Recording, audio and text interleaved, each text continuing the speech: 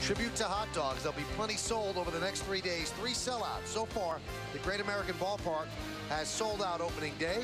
They've sold out bobblehead day for Marty Brennaman and Joe Nuxhall, their 2 longtime announcers, and now all 3 games against the New York Yankees. So they're still filing into this ballpark right on the river here in Cincinnati, Ohio. Let's take a look at the New York Yankees starting lineup, which is presented by Dodge.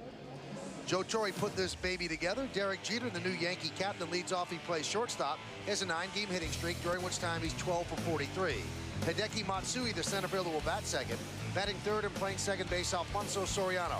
Jason Giambi cleans up. He'll play first base. Batting fifth and catching, Jorge Posada. The third baseman, Robin Ventura, will hit sixth. Hitting seventh and playing right field, Raul Mondesi. Juan Rivera's in left field, batting eighth.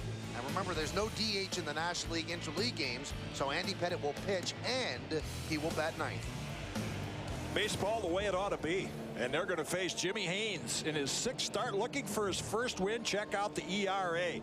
37 hits, 6 home runs, too many walks. Let's check out the scouting report on the soon-to-be 31-year-old right-hander. He's a recycled Oriole. At one time, they thought in Baltimore he might be the next Jim Palmer. He had a magical year last year. Everything went right. He won 15 games. And Paul might even have a comment on Jimmy Haynes. He's hit against him, but the word is a decent fastball, not much movement, good curve, and a change. You know, I don't know how many times you say it, Kitty, but he's one of those pitchers that has to be perfect to be successful. And if he makes mistakes, especially in this ballpark, he's going to give up a lot of runs, as his ERA will show you. This ballpark does yield a lot of home runs, 85 so far, second most in the big leagues. Let's take a look at the Reds defense behind Jimmy Haynes. Adam Dunn is in left field. Ken Griffey Jr. plays center. Austin Kearns is over and right. In the infield, Aaron Boone at third. Felipe Lopez at short. Juan Castro plays second. Sean Casey at first. Jason LaRue is behind the plate. And Jimmy Haynes is on the mound. And this is Derek Jeter as he steps in for his first at-bat as the 11th Yankee captain in their history. Jeter with an 8-game hitting streak. And the pitch. There's a strike. A reminder, everybody, Yankee baseball is broadcast in Spanish. It's available by hitting the SAP button on your television.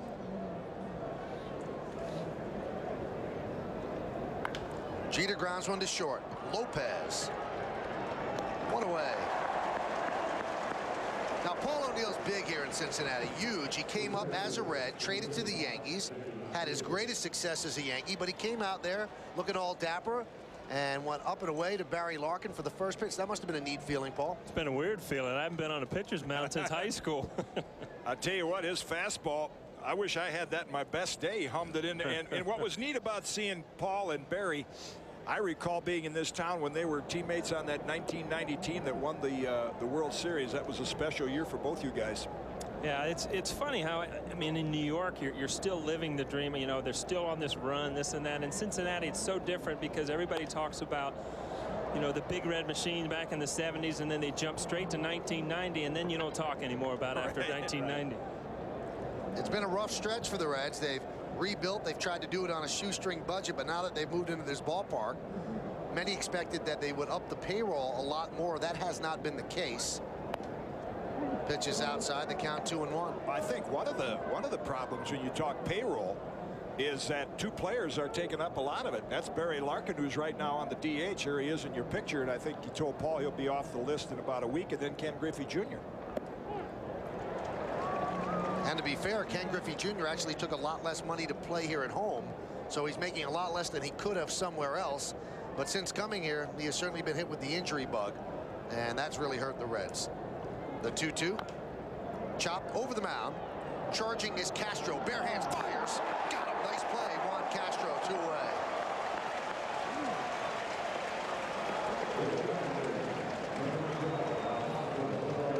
Reds have not played particularly well in the field, but you couldn't tell it by this play. This is a very difficult play. Only way he can do it is barehanded in a nice stretch on the receiving end by Sean Casey. You got one chance to get that guy there. If you put the ball in your glove, he's safe. I mean, it's just an all or nothing. He made a great play. Reds have committed 60 errors, and that's last in the American League for fielding percentage. Pitch to Soriano is a strike. Check that. That's the last in the National League, not the last in the major leagues. And in this ballpark where the ball flies out, you want every out you could possibly get. Pitch is low. Of course, Riverfront Stadium, where Paul played a lot of his baseball here, that was no day at the beach for pitchers. They got out of there pretty good in the hot weather, too. I tell you, when on hot days in Cincinnati, the ball really carries. But from what I understand, it doesn't matter. Hot, cold, or indifferent here, it goes. You see that river coming into view, and Paul, you might be able to comment on it. This is one of the things I heard before the game. You see the river out there behind the right field fence, and the current goes to the right of your screen. But the winds swirl, and they go the opposite direction toward the left center field wall. And the word is, with that open area right there behind the right field fair pole, that's what helps the ball carry. Grounded to Lopez. He fires low, scooped up nice by Casey. And Soriano hustling down the line is thrown out on the 6-3. So Haynes got 3 ground balls. Yankees go down 1-2-3. Reds coming to bat. Well, the Yankees have taken the field. Andy Pettit's taking his warmer, so why not take a look at the Cincinnati Reds starting lineup, which is presented by Dodge. Adam Dunn, a most unlikely leadoff hitter, does just that for the Reds. He'll play left field, also leads the major leagues with 18 home runs. Sean Casey, the first baseman, will bat second. Batting third and playing center field, Ken Griffey Jr. Against Pettit, a .375 batting average, 1 home run. Austin Kearns in right field will bat cleanup. Batting fifth and playing third base, Aaron Boone. Jason LaRue will catch. He'll bat sixth. Batting seventh and playing shortstop, Felipe Lopez. Juan Castro, the second baseman, bats eighth. And the number 9 hitter in the Reds lineup is the pitcher, Jimmy Haynes. And Andy Pettit is the pitcher for the Yankees. Start number 12. Record level at 5-5, coming off a good outing against the Boston Red Sox. And the word is, you better be at the top of your game or near it against this Cincinnati lineup. They have been extremely tough on mediocre pitching. There's the scouting report. Interleague advantage. I think anytime you face a team that has not seen the pitcher, you have the advantage. Of course, Ken Griffey Jr. has seen him a lot, and he's regained confidence after his last start. And I think Andy right now has a much better fastball than he did early in the year. Here's Adam Dunn, leads the major leagues in home runs, and he's the leadoff batter. And the pitch is a strike. That's a pretty imposing.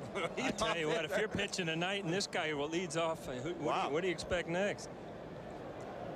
Felipe Lopez had been leading off, but he was abysmal in that spot, so they decided to give Adam Dunn a try. Adam Dunn leads the majors with 18 home runs. Soriano got most of his 17 from the leadoff spot, tied with Richie Sexson of the Brewers for second in the bigs. Count 1-2. Some of the comparisons to Adam Dunn, some of the names, or a name that gets thrown around is Dave Kingman. Can you imagine Kingman leading off? I mean, Dunn is 6'6", a lot of power, not particularly adept in the field, certainly not blessed with great speed like Kingman didn't have any either. Just missed a double down the first baseline. With his 18 home runs at this point, he's on pace for 52, which would tie the Cincinnati record set by George Foster back in 1977. Reds leadoff hitters, .227 average. That's the lowest in the National League. National League average is .271 from this spot. That one just missed. You know, throughout the league, there's a few guys that you just want to come out early and watch them hit batting practice. And Dunn's that guy in the National League. You walk out there today, and he's just launching one after the other. It's a blast to watch them. The 2-2. That one is laced into left field. Right there is Rivera. One away.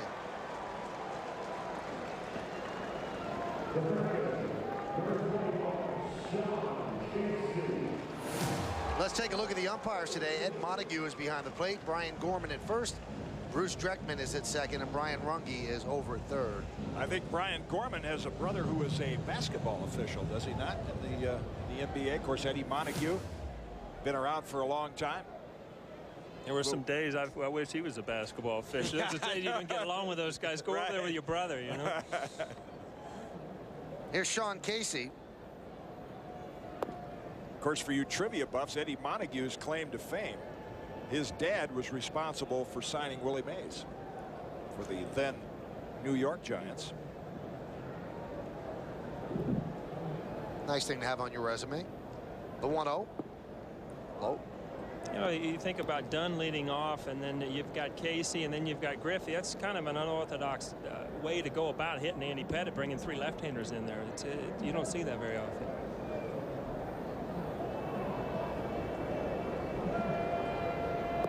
Knowing Bob Boone as I do from being a teammate of his and knowing he went to Stanford, being a bright guy, I think Boone looked at the stat sheets and said, hey, left-hand hitters hit Pettit pretty well. And so he's going to run 3 of them up there right off the bat. And the 2-1. Hit sharply right side. Nice stop there by Soriano. Fires to Giambi. They got him. What a play.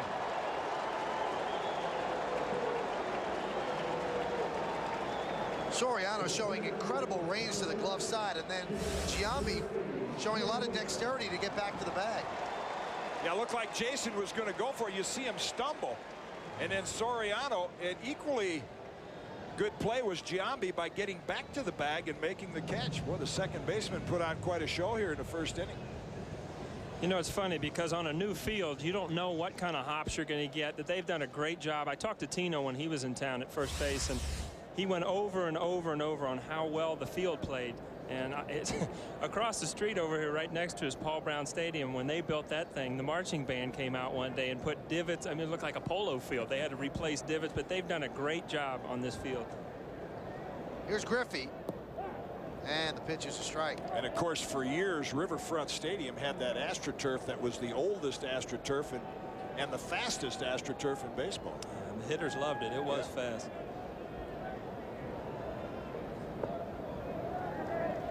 Griffey only now starting to get his stroke down. The thing with Griffey is when he came back from the dislocated right shoulder, he doesn't go on rehab assignments. And you see where he is home run wise, the fastest to 450. He was 31 years old in 261 days.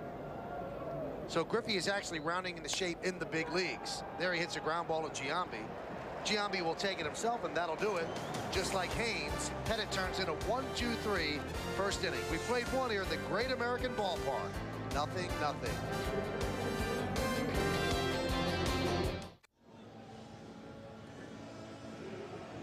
You know, a long time ago, Paul O'Neill was actually young. And when he was young, he was in a Cincinnati Red. Look how you destroyed that wall, Paul.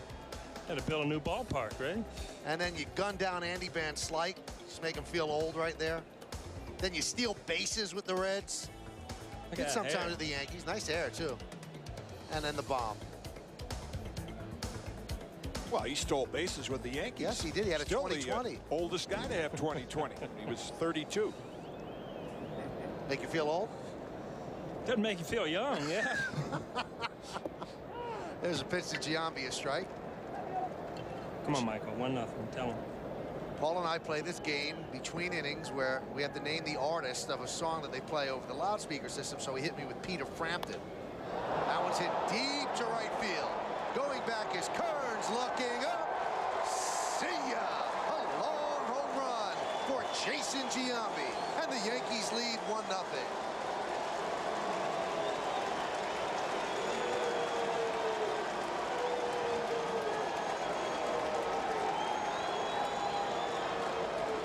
Giambi's 12th home run of the year. I think Jimmy Haynes was with Oakland, and probably when Giambi was with her, he probably knows a lot about him.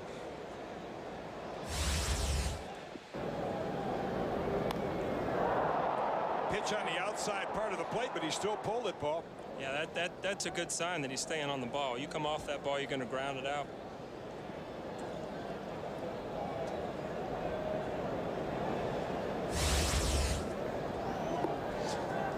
The reason I brought up Peter Frampton is kind of a funny story. I work out with him. He's a Cincinnati resident now. Really? And I actually, you get beat up so bad in this game, was going to bring him up in the booth tonight because he's singing Take Me Out to the Ball Game later here in Cincinnati. So I figured you might need his help before the night's over. Is that the only gig he could get, singing Take Out? He heard Michael Kay and he said, I'm up there. I'm up there. We'll continue this game through these 3 days. And the 2-0 to Posada. See, but one thing that Paul O'Neill doesn't understand is I have to keep my headset on between innings to listen to what they're saying in the truck for instructions. You could walk around, talk to people, shake hands, listen to music. I'm just like the Yankees. I'm up 1-0. Nice. Let's see if they green light Posada. Takes all the way, 3-1.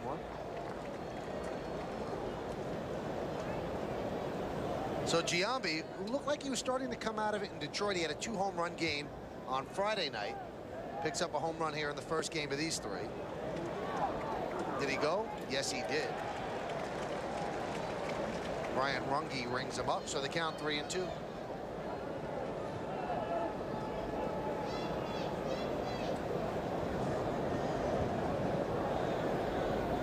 Way inside, and Posada walks. Haynes was on the DL from April 18th until May 26th. He had a bulging disc in his back, and this is his second start off the DL. But Red starters have not done well so far this year.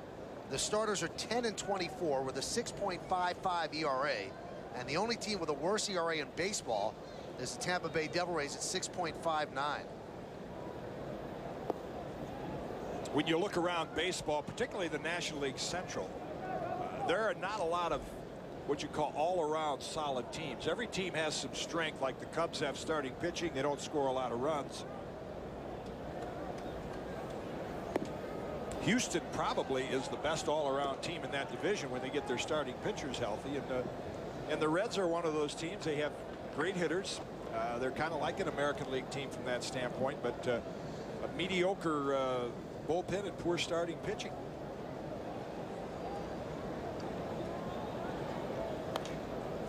That one is lofted to the left side. Aaron Boone in foul territory, and he puts it away for the first out of the inning. You know, I wonder if you can win a division or if you can win a championship in a ballpark like this, because your pitchers are going to get hit. You're going to score a lot of runs, but the other team's going to score a lot of runs as well. And you always say you can't win pennants 10-8, 9-7. And you wonder if this ballpark would ever yield a division winner. Guy you saw in your picture right there, Don Goulet. He's the pitching coach here, has been now, I believe, for 11 years. 11th year is the organization, and a one-time Yankee as well. But he was really the ace for the Reds in '76, and they did it primarily with hitting, but they had a little more dependable bullpen, I think, during the Big Red Machine days. Boy, there was one of the great young pitchers. He came up, the career rather short because of an arm injury.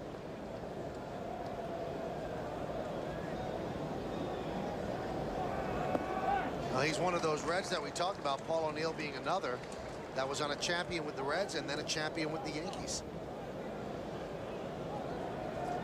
If you look at the ballpark, we keep going over and over how short. I mean, the dimensions aren't small. The ball carries, but you know, if you're going to play in a ballpark where there's runs scored, I mean, you strike 3, Mondesi down looking. You try to tailor your team to how you can win at home. I mean, you play 81 games on the road, and you play 81 games in one stadium. I mean, back in the days with you know, the speedsters on that turf in St. Louis and Kansas City, they made so much hay. Hey, Johnny. Johnny bench. Saw John before the game today coming up the elevator, just coming off hip surgery, which has sidelined his golf game for a little while. Part of that Big Red Machine in the mid-'70s. I mean, getting back, I mean, how many times have the Yankees brought in big left-handed hitters, left-handed pitchers to try to keep the other team from pulling the ball down the right field line? And there's no doubt it can help you win games at home. It just seems that everybody talks about this ballpark, and there's really no place for a pitcher to pitch, that the ball flies out everywhere, and it is a launching pad. There's a line drive to center field, the base hit for Juan Rivera. Posada will stop at second. Griffey gets the ball into Lopez. Well, it's a launching pad, but as Paul pointed out earlier, Jimmy Haynes has to be very precise to be effective. He does not have a lot of movement. See where the catcher's target is, and it moves right across the middle of the plate. Now, Roger Clemens, Mike Messina, David Wells, they might get by with a pitch like that. They got a little movement on the ball. Not Jimmy Haynes. Not enough late life, not enough late movement. So you just, it's not that you can't pitch here, you just have to pitch exceptionally well to be effective here. Now, you give me the Yankees starting 5, and I guarantee I can win in Cincinnati in this ballpark. It's, I mean, good pitchers get people out. I don't care where they're pitching. Hideo Nomo pitched a no-hitter in Coors Field. I thought that was an impossible task. Along with Jim Cott and Paul O'Neill, I'm Michael Kay. Top of the second inning here at the Great American Ballpark. You're watching Yankees baseball on the Yes Network, and on a Giambi home run, Yankees lead 1-0. Wow, I tell you what, you'd have heard something if he made contact. That was a pretty good swing, Paul. I talked to him yesterday. I said, don't you throw out a pitcher's hack tonight. He was so excited to hit tonight. I mean, the pitchers get so much into these interleague games where they get to swing the bat. He had a good swing at that pitch. He's 2 for 21 lifetime at the plate. To remind him about that. 1-1. There's a ground ball to second base. Castro over to first, and that'll do it as Haynes escapes further trouble. Well, the Yankees get on the board. 1 run on 2 hits, no errors, and 2 men left. The big blow, though, on the bat of Jason Giambi. Giambi's 12th home run of the year. A long drive to right center field. We go to the bottom of the second. 1-0 Yankees. The New Jersey Nets are heading to the NBA Finals, and Yes is your inside source for extended Nets coverage. Stay with Yes tomorrow night and after every Finals game for special post-game coverage with Fred Hickman, Ian Eagle, Kelly Tripucka, and Leslie Bogosian. For insight, interviews, and in-depth analysis of the series with the Spurs, it's the Nets post-game tomorrow after the Nets-Spurs game right here on Yes. That should be a great series. Nets the Eastern Division champions and the Spurs the Western Division champions, and that's a best of 7 to see who will be the NBA champs. Right here we go to the bottom of the second inning. Yankees lead 1-0. Jason Giambi's home run in the top of the second was the first run on the board. I've been looking forward to watching this young man play for 3 games. They said he is a legitimate star of the future. Can hit, can run, can field. There's no doubt. I mean, he's Soriano last year, just starting to come into his own where, you know, a couple years down the road he might be hitting 40 home runs for you. He's got 49 runs batted in, which is tops in the National League. He's tied with Preston Wilson of the Rockies for that honor. And he's the cleanup hitter for the Reds. Reds are 27 and 29, which is good for 4th in the Central, 3.5 off the pace. Nobody's pulled away. The Cubs are in first place, just 5 games over. Boy, when you look at that swing there, you can appreciate the potential. I mean, he's got such quiet hands, and he waits till the very last minute. Good power and a good approach. By good approach for a young hitter, he's very disciplined. Reminds me a lot of what Scott Rowland was like in his early years. And the 0-2. Chop foul the other way. Hit .315 last year and was, I believe, 3rd in the Rookie of the Year balloting in the National League.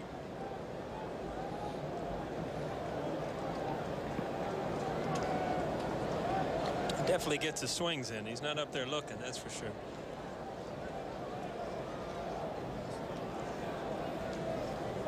And the 0-2. Swung and a missed. He struck him out with a high fastball. 1 away.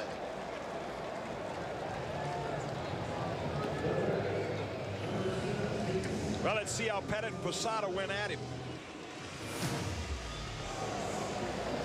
Good curve in for a strike. A little late. A little late. And that's good pitch sequence. When a guy has not shown you that he can pull your fastball, you know, don't throw him anything slow to speed up his bat. Just keep pouring it in there, and that's what they did. Pitch to Aaron Boone is high.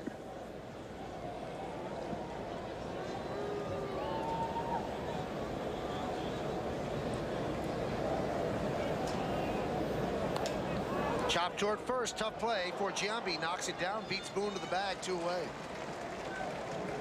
Now you can almost see by the way the Reds hitters are swinging, Paul, there's so much emphasis. Scouting reports and stuff. I wonder if they've said, hey, this guy's got a good cutter and a good change, because they're late on his fastball. Yeah, a lot of Andy Pettit's not a true cutter pitcher anymore. He's got a great sinker, and he can throw the ball a little bit harder when he wants to. So if you go up there looking for one pitch, every pitch he's going to beat you. And that's you're right. When you don't face these guys day in and day out, you got to go on scouting reports. Here's Jason LaRue, and the pitch is inside. Yeah, I think he's had a better curveball this year than he has the past couple years. He's thrown a lot more too. He had a good one against the Red Sox in his last start.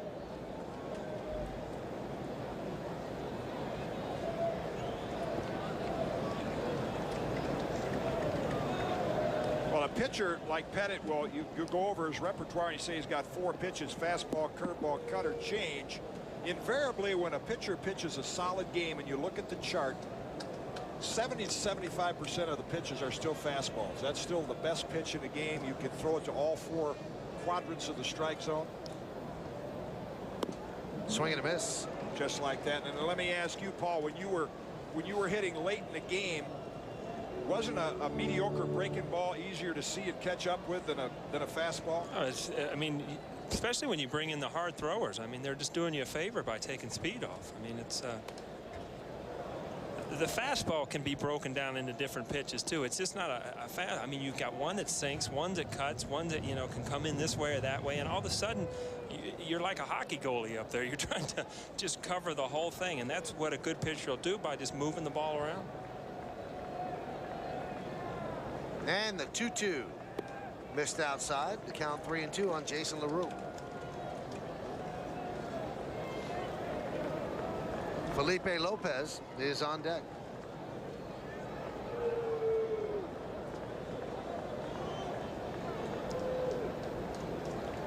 And the 3-2 pitch. Popped him up in the infield. Soriano on the outfield grass.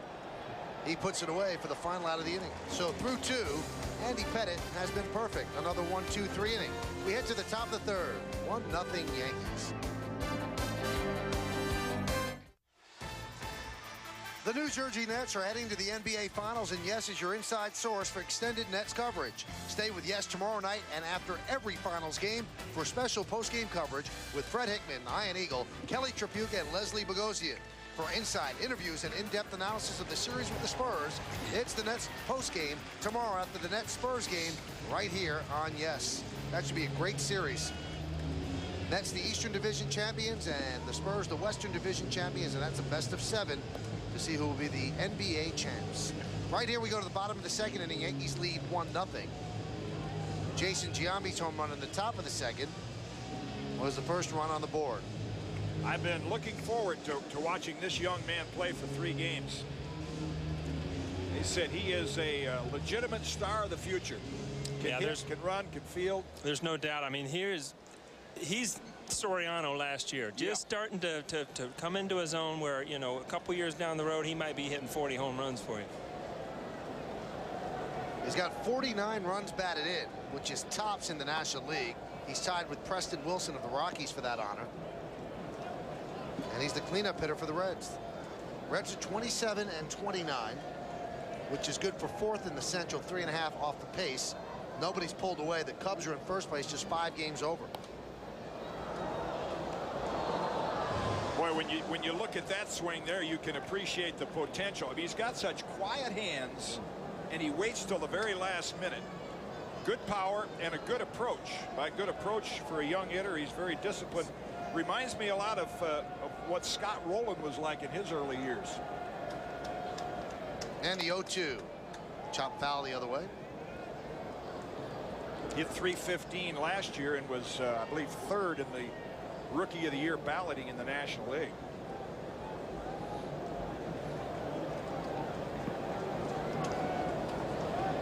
Definitely gets his swings in. He's not up there looking, that's for sure.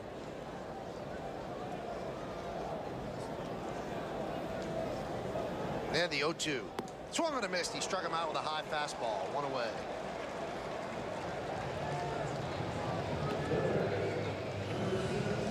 Well, let's see how Pettit and Posada went at him. Good curve in for a strike. A little late. A little late. And that's good pitch sequence. When a guy has not shown you that he can pull your fastball, you know, don't throw him anything slow to speed up his bat. Just keep pouring it in there, and that's what they did. Picks to Aaron Boone is high.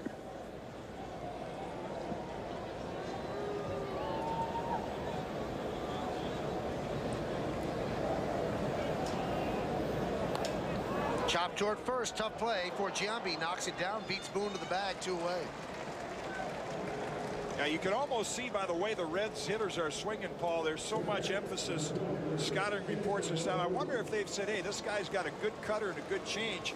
because they're late on his fastball. Yeah, a lot of Andy Pettit's not a true cutter pitcher anymore. He's got a great sinker, and he can throw the ball a little bit harder when he wants to. So if you go up there looking for one pitch, every pitch, he's going to beat you. And that's you're right. When you don't face these guys day in and day out, you got to go on scouting reports.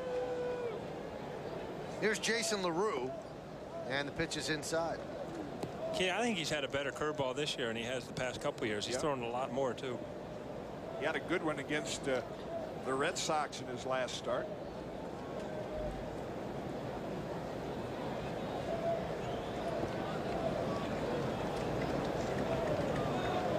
Well, a pitcher like Pettit, well, you go over his repertoire and you say he's got 4 pitches: fastball, curveball, cutter, change. Invariably, when a pitcher pitches a solid game and you look at the chart, 70 to 75% of the pitches are still fastballs. That's still the best pitch in the game. You can throw it to all 4 quadrants of the strike zone. Swing and a miss.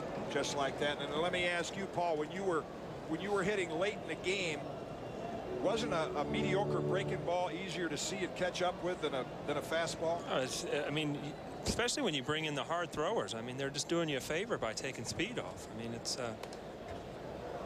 the fastball can be broken down into different pitches too. It's just not a fast. I mean, you've got one that sinks, one that cuts, one that can come in this way or that way, and all of a sudden you're like a hockey goalie up there. You're trying to just cover the whole thing, and that's what a good pitcher will do by just moving the ball around. And the 2-2 missed outside. The count 3-2 on Jason LaRue. Felipe Lopez is on deck.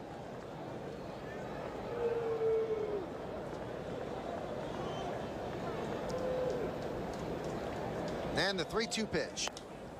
Popped him up in the infield. Soriano on the outfield grass.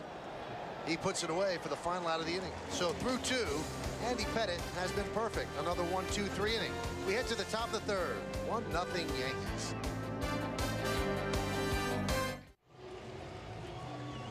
Three hours before game time, Derek Jeter was part of a major press conference by the New York Yankees where they named him the 11th captain in the organization's history.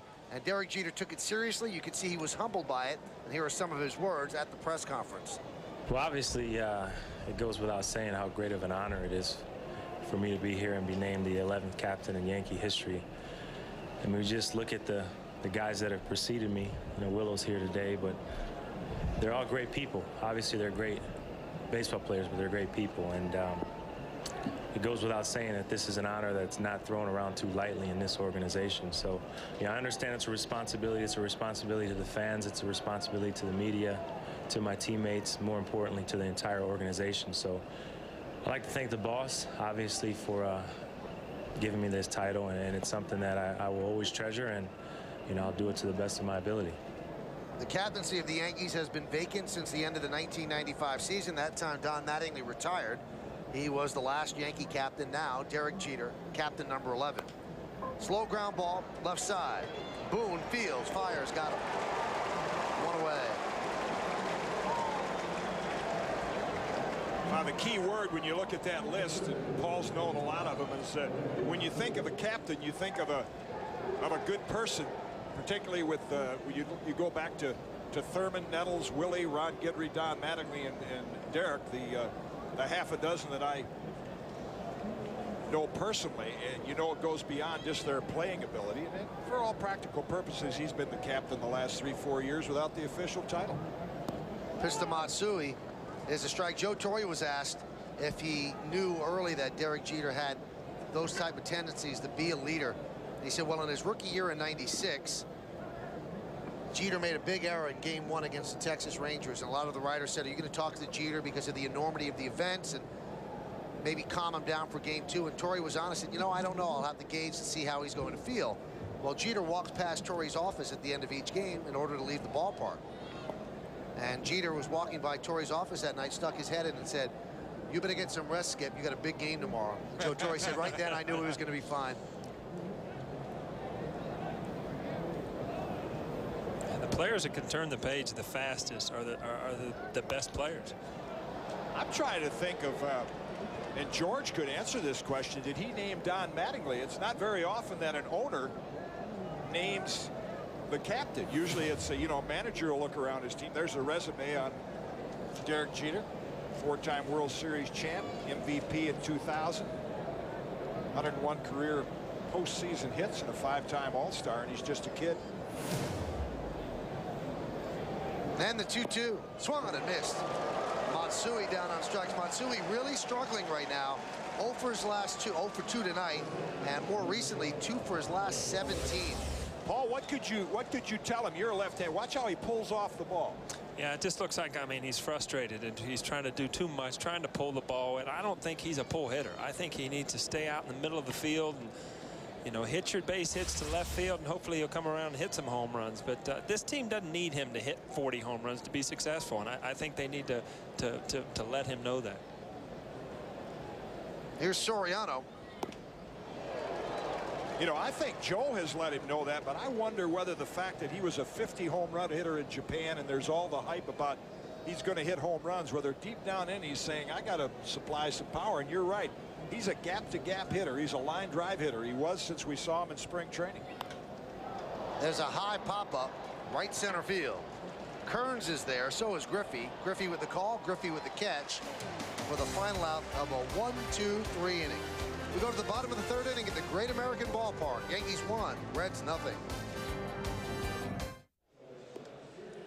Coming Sunday, June 15th, is the premiere of the Yes Network special, The Short List. 5 great Yankees shortstops. Tune in as Yes salutes the men who stand tall in the infield with a celebration of Phil Rizzuto, Gil McDougall, Tony Kubek, Bucky Dent, and Derek Jeter. Yankee fans won't want to miss the premiere of The Short List. 5 great Yankee shortstops. Sunday, June 15th, only on Yes. While Andy Pettitte has made short order of the Reds, 6 up, 6 down over the first 2. Bottom 3rd of the order now, and Felipe Lopez will start it off. There's a strike. Lopez had been leading off, and Bob Boone had seen enough. Just wasn't getting on base enough. Overall, right now, he's hitting .219, so he dropped him out of that slot. Yeah, he's going to have to hit to prove that Jim Bowden made a good move with that trade for Elmer Dessens. He might have been their best pitcher, and they got Lopez from Toronto. Here's a guy that was a pretty high draft pick, and yet Toronto unloaded him rather soon. That might tell you something. He's just not been able to make contact so far. He kind of looks like he's overmatched by big league pitching. They decided to go with Chris Woodward, who was a very low round draft pick, so it does tell you something. And there's the 2-2. In fact, Bob Boone down in the Florida series, which I saw some of down there at Pro Player, he played a youngster named Ray Olmedo in place of Lopez. Not much of a hitter, but a good fielder. Way outside. Barry Larkin had a lot to do with it. I mean, he's coming to the end of his career as an organization. You got to look out there and possibly he's take a chance on somebody to fill that gap, because I mean he's been their star player, and now he's getting ready to step down from that. 3-2 pitch, fouled away. Is this going to be his last year for certain? I read in the paper here the other day that they wanted him to stay on at a different role, as possibly a role player. He might even move over to first, play some games at short, but be part of the the organization and the leadership of the team. Strike 3. Lopez down looking. Strikeout number 2 for Pettitte. Out number 1 in this inning.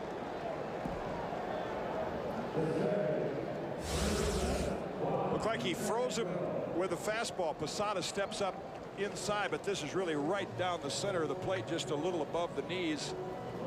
The only thing you can think of when a hitter takes a pitch like that on 3-2, he had to be looking for something other than a fastball. Yeah, as a manager, you kind of just scratch your head at that. I mean, you're 3-2, you get a fastball right down the middle. What else could you possibly be looking for? But as a hitter, you get confused up there sometimes.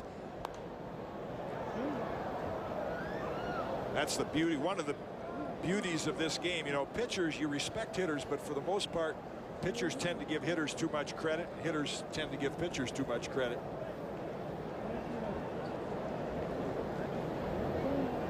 Second baseman Juan Castro at the plate, the 0-1. Foul back. Sometimes you get caught trying. In fact, I think you asked me about that on the last game we were doing, about, well, if a hitter's thinking this and a pitcher's doing that, a pitcher can't do the hitter's thinking for him, and vice versa. You just go with your strength and whatever it is and let the hitter do his own thinking.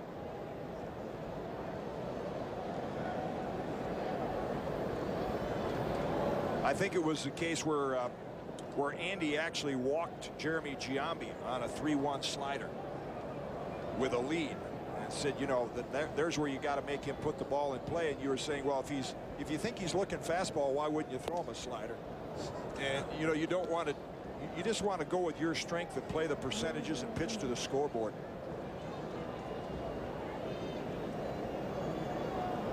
One nothing Yankees lead. We're in the bottom of the third inning. Juan Castro, the number 8 hitter in the lineup, against Pettit. 2-2. There's different types of hitters, and I mean, Kitty, you know, there's guess hitters, and there's guys that just see the ball and adjust to it. And I would think pitching, you want that guess hitter, because if you get them guessing and you can kind of get in their rhythm, they're outs. But that guy that can see the ball and adjust to it, those are going to be your toughest outs. Just missed outside. Did you ever guess at the plate? I hated guessing. It seems like every time I guessed wrong. And I knew some guys that were great. Tino Martinez was great at it. Don Mattingly was very good at it. When they knew where the pitch was coming, they knew it, and they didn't miss it. But there were so many times. I remember going back to kind of guessing, and you know, everybody tips pitches. Everybody's trying to get this. And Barry Larkin hit a home run off Dwight Gooden when Dwight Gooden was Dwight Gooden in with the Mets, throwing about 95, and they thought they had his changeup. Well, I was up after that, and I saw him hold his glove open and look for that changeup. And he threw that changeup about 96 right by my nose. That was the last time I was going to, you know, look for that pitch being tipped.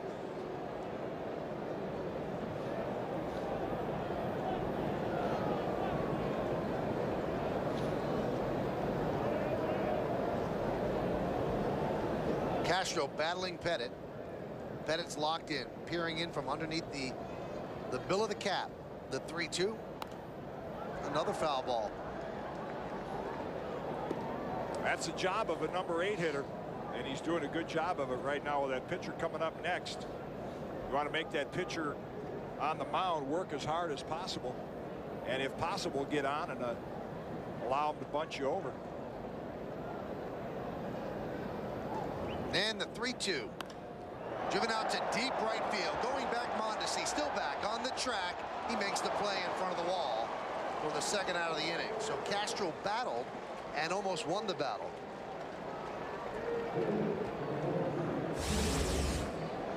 Pretty good pop to the opposite field.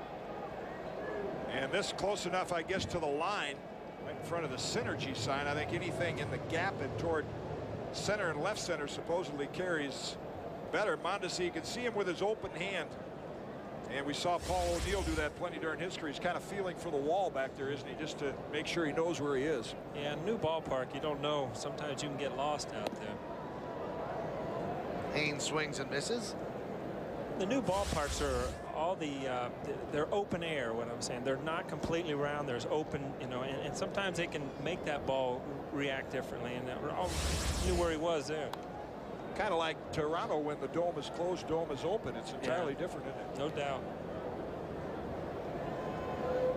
Yankee Stadium, I mean, it's a full stadium, but it's low enough out in, you know, in the alleys that the wind can affect the ball a lot. The old, you know, the 70s ballpark, old Riverfront in Pittsburgh, Three River Stadium. Michael, if that comes in here, you are going to snatch it. I'm here for you. He's got his covered. He's got his covered. Yeah, it was a lot truer. You didn't have the wind tunnels because they were completely enclosed, big round stadiums. Cookie cutter ballparks, right. Didn't they call them that? Glad they got rid of. When they opened up Riverfront, obviously you were a kid in Cincinnati. Was it like unbelievable? Did they think it was the greatest thing? You look at the dimensions of this place. Yeah, it was. I mean, every time you open a stadium, I mean, it's exciting for the city. And like we said, the dimensions aren't that. They're not small. It's just that the ball carries well here. But you know, with the AstroTurf, that was the name of the game back then, and then they figured out how bad it was for the players. But it's so much better to see people playing on grass. Well, as a tribute to Riverfront Stadium, dead center here at Great American Ballpark is the exact distance as Riverfront, 404 feet.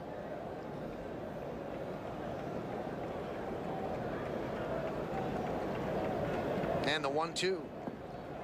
Oh, he looked awful at the plate. Tried to check his swing, and he goes down for the third strikeout for Pettit. It's not pretty to go down like that. All you can do is laugh at that swing.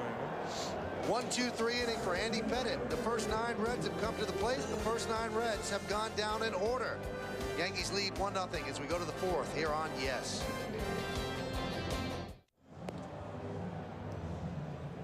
Top of the 4th inning means it's time for the Aflac trivia question. Derek Jeter is the 11th captain in New York Yankees history. Who had the longest and the shortest tenures as a Yankees captain? We'll tell you that in the bottom of the 4th inning. And let me tell you, the guy who had the shortest tenure really had a short tenure. And we will detail that in the bottom of the 4th. That's Kentucky on the other side of the Ohio River. Yet did a long home run to get to Kentucky. You know, we're actually, this is what I've been told. Kentucky starts right in the middle of the river. We get half of it in Ohio, and they get half of it. I don't know what side's better, but it's pretty muddy on both sides. But that's where the state line is, right in the middle of the river. That's not fair because the river's called the Ohio River. That's because we're a better state than them, right? Gotcha. We got the Buckeyes. They got the Wildcats. We won the national championship, though. Were you going to Ohio State if you didn't get signed? No, I was going down to Florida. I was going to pitch for Robin Roberts down at the University of South Florida. Kitty, you know that name. Yeah, sure do. Hall of Fame pitcher. He was down there coaching, and it was funny because he was recruiting me to pitch. I pitched all through high school, and then when I was drafted, I assumed I was going to be a pitcher too. And my dad asked the scout, how long do you think it'll be before he's on the mound in Cincinnati? He said, well, if he signs with us, he never will be. He's going to be in the outfield. And so we went on from there. And you did end up getting on the mound for 2 innings. Yeah, well, 1 inning was good. The 2nd inning, I kind of ran out of gas. You ever feel that way, Kitty? Oh, more than once. Giambi, the only run in this game, a leadoff home run in the 2nd here, leading off the 4th inning. Popped up. Left center field, Adam Dunn coming in. 1 away. This is a pretty special date in Yankee history. To be special for Derek Jeter, but another Yankee captain, Lou Gehrig, became the first player to hit 4 home runs in a game as the Yankees beat Philadelphia 20-13, and that was in 1932 on June 3rd. Man, and they didn't even have the DH then. 20-13. 62 years ago yesterday, Lou Gehrig passed away at the age of 37. The Iron Horse.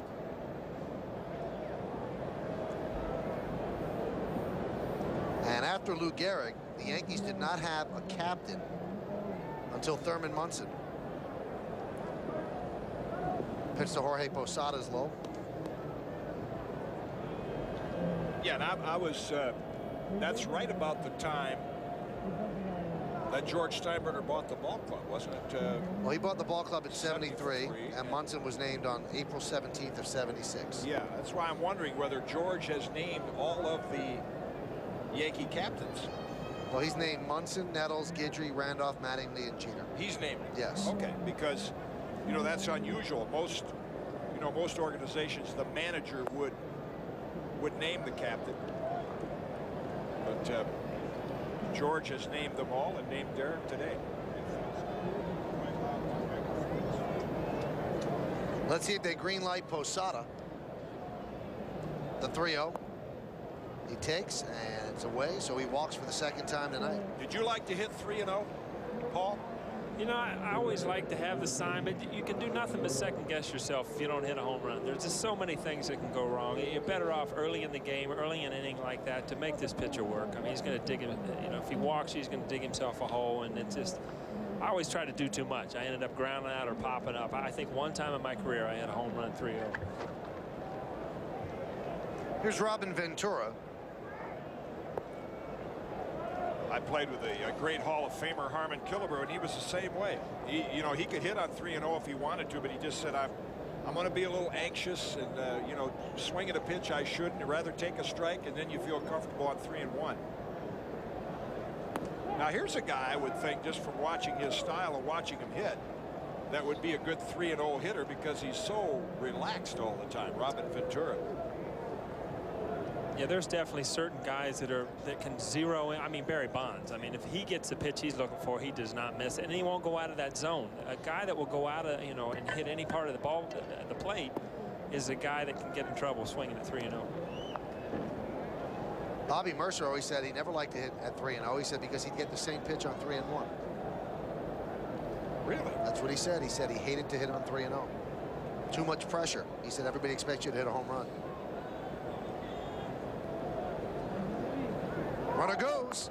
Pitch is swung on and grounded to first. Casey Fields will take it on first. And moving to second is Posada, so the Yankees stayed out of the double play by sending the runner. This copyrighted telecast presented by authority of the New York Yankees and may not be reproduced or retransmitted in any form, and the accounts and descriptions of this game may not be disseminated without the express written consent of the aforementioned New York Yankees.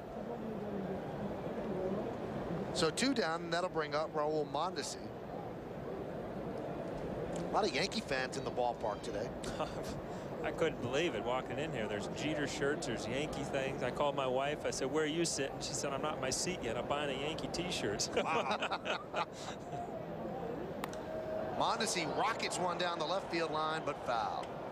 It kind of reminds me when I was a kid, you'd go to see the Harlem Globetrotters play. You know, wherever the Globetrotters went, they attracted big crowds, and that's really what the Yankees, I tell you what, they put a lot of money in other organizations' pockets when they come to town, not only with the people in the seats, but like Paul said, with the merchandise.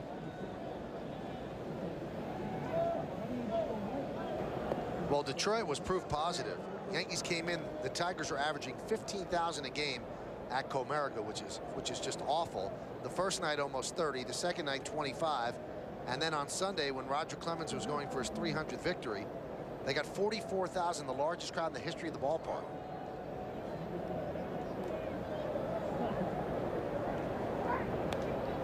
It's pretty interesting now. I mean, living in Cincinnati, you see it from the other side of the fence. When you're playing and you're traveling, you go from city to city. I mean, they've been writing this up in the papers for a week. The Yankees are coming to town. I mean, there's been a buzz in Cincinnati about seeing players, you know, Giambi and Jeter and Pettit and Rocket. I mean, and as a player, you don't realize this is going on, but being, you know, living here in Cincinnati, you just see how important it is to bring the Yankees into play. 1-2, check swing, ground ball, first base. Casey to the bag for the final out of the inning, and Mondesi continues his struggles. No runs, no hits, no errors, and 1 man left. We go to the bottom of the 4th inning. Yankees 1, Reds nothing. Well, you know that Derek Jeter was named the 11th captain in Yankee history before the game. The Aflac trivia question was about who had the longest and shortest tenures as a Yankee captain. Let's take a look. The longest is Roger Peckinpah, 7 years. The shortest, Babe Ruth, 5 days. What do you think the Babe did to tick somebody off? 5 days. Okay, you're the captain. Yeah. Now you're not. Yeah. I can think of many reasons, maybe. Pitch to Adam Dunn is inside. Hey, I don't want to preempt our trivia question for the next couple days, but what would be a great trivia question when these two teams get together is in the 1976 World Series, when the Big Red Machine swept through the Yankees hit 1 home run. I know the answer to sure that. But that's very unusual trivia, because you don't, first of all, you don't think of this guy as a Yankee, and you certainly wouldn't think of him hitting the home run. Now, if that isn't our trivia question for the next couple of days, and we'll tell them the answer. Okay. I gotta wait 2 days because I don't know. I have no clue. Really?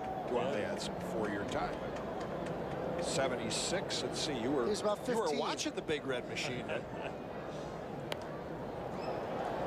Now, between innings here at Great American Ballpark, and they do this in a lot of ballparks, they have what's called the kiss cam. See Johnny Bench, they were played in that 76 series, and what they do is they put people on the screen, and the crowd wants to get you to kiss your partner. So 2 people sitting together, and they goad them into kissing. So it's called the kiss cam, and it's all around the country. A lot of ballparks do it. 2-2. Strike 3, inside corner, Dunn down looking. Looked like a cutter that was designed to be outside, but he actually picked off the inside corner. Well, they are coming inside. Wow, and it was a cutter. That's a pitch that we're beginning to see pitchers use a little more, and that was always a dangerous pitch. I mean, obviously, if a hitter is looking for that, that's a very easy pitch to pull. We see Mariano Rivera do it. Now Andy Pettitte just kind of freezes the hitter. By the way, before we get to the kiss cam story, I do want to tell you that the reason Babe Ruth, and they referred to this on the pregame show, the reason Babe Ruth had a 5-day run as Yankee captain, he chased a fan in the stands at the Polo Grounds. That'll I can't see Derek Jeter doing that. No. Those were usually the Ty Cobb stories, right, not the Babe Ruth stories. Anyway, why don't you tell the rest of the kiss cam story, Paul? I'm watching the news here, and they put this guy and his girlfriend or wife, I don't know, on the kiss cam, and it just so happened that he had done something wrong. He was on parole or something like. Well, it just so happened that his hot shot on the glove of Soriano goes all the way into right field. We'll see how they score that. Scored a hard hit ball. I tell you that. And they give him a base hit. Yeah, it would have taken a lot of nerve for Soriano to give up his body on that one. That thing was scorched. Stayed with it as long as he could and then tried to field it to the side.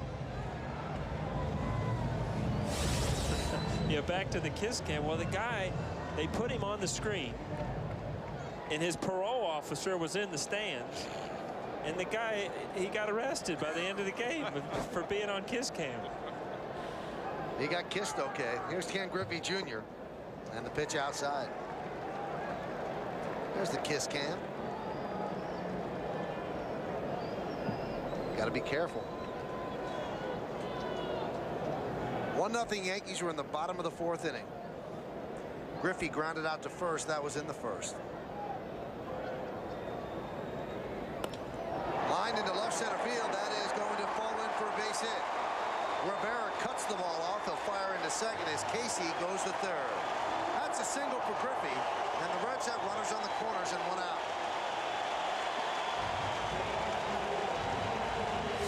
Paul, we were talking about Hideki Matsui and his problems. Check out how Griffey keeps the front shoulder in, and that's what enables a guy to be in position to pull the ball if it's inside, and yet, I mean, that's a pretty good looking swing right there.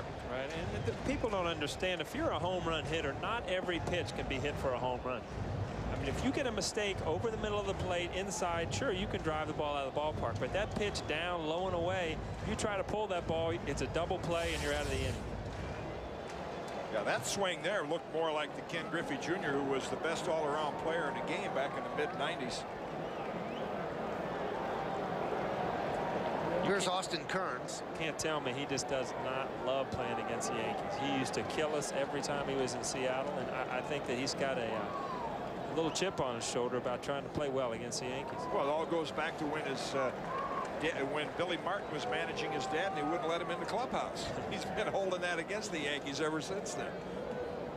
It is amazing he has not let that drop. Right. You see what Griffey does against the Yankees. Pretty much a season, 311, 32 homers, and 92 runs batted in. Just 117 games. Pettitte goes over to first, nothing doing. He has not had a pickoff in his last 19 starts, which is incredible. You know, you keep hearing maybe he's tipping something. Other people say people are guessing more than guessing right. I think it's almost impossible to guess right 19 straight games, but he has not had one pickoff in that time. The 1-0.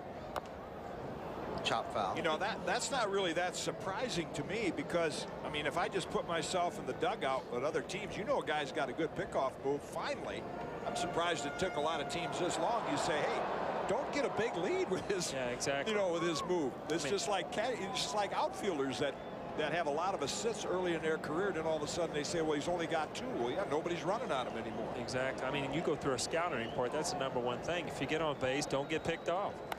There's a ground ball to second. Could be 2. Tough hop. He stays with it. There's 1, but not in time. Pulled him off the bag. Everybody's safe. Run scores. Game is tied at 1. Soriano kind of got discombobulated with the bad hop and then made a bad throw to Jeter. Well, this is the old Andy Pettitte. I mean, he gets what he wants. He gets a ground ball to get out of the inning. It just so happens you get nothing. And then now, as a veteran pitcher, you got to settle down here and try to get another one to get out of the inning. But I mean, he got what he wanted, getting that double play ball. Yep. Be interested in looking at the size of Soriano's glove. because he could not get he almost had to throw his entire glove with the ball in it. He could not get the ball out of the glove, and that looks like a pretty standard. You know, most of the time second basemen use very, very small gloves. Pitch to Aaron Boone. There's a strike. In fact, Joe Morgan, the Hall of Famer, who is here tonight, will be calling the game tomorrow night, had that tiny little glove because on a pivot and on plays like that, you can get the ball out of your glove in a hurry, and Alfonso just could not dislodge the ball from the pocket of his glove.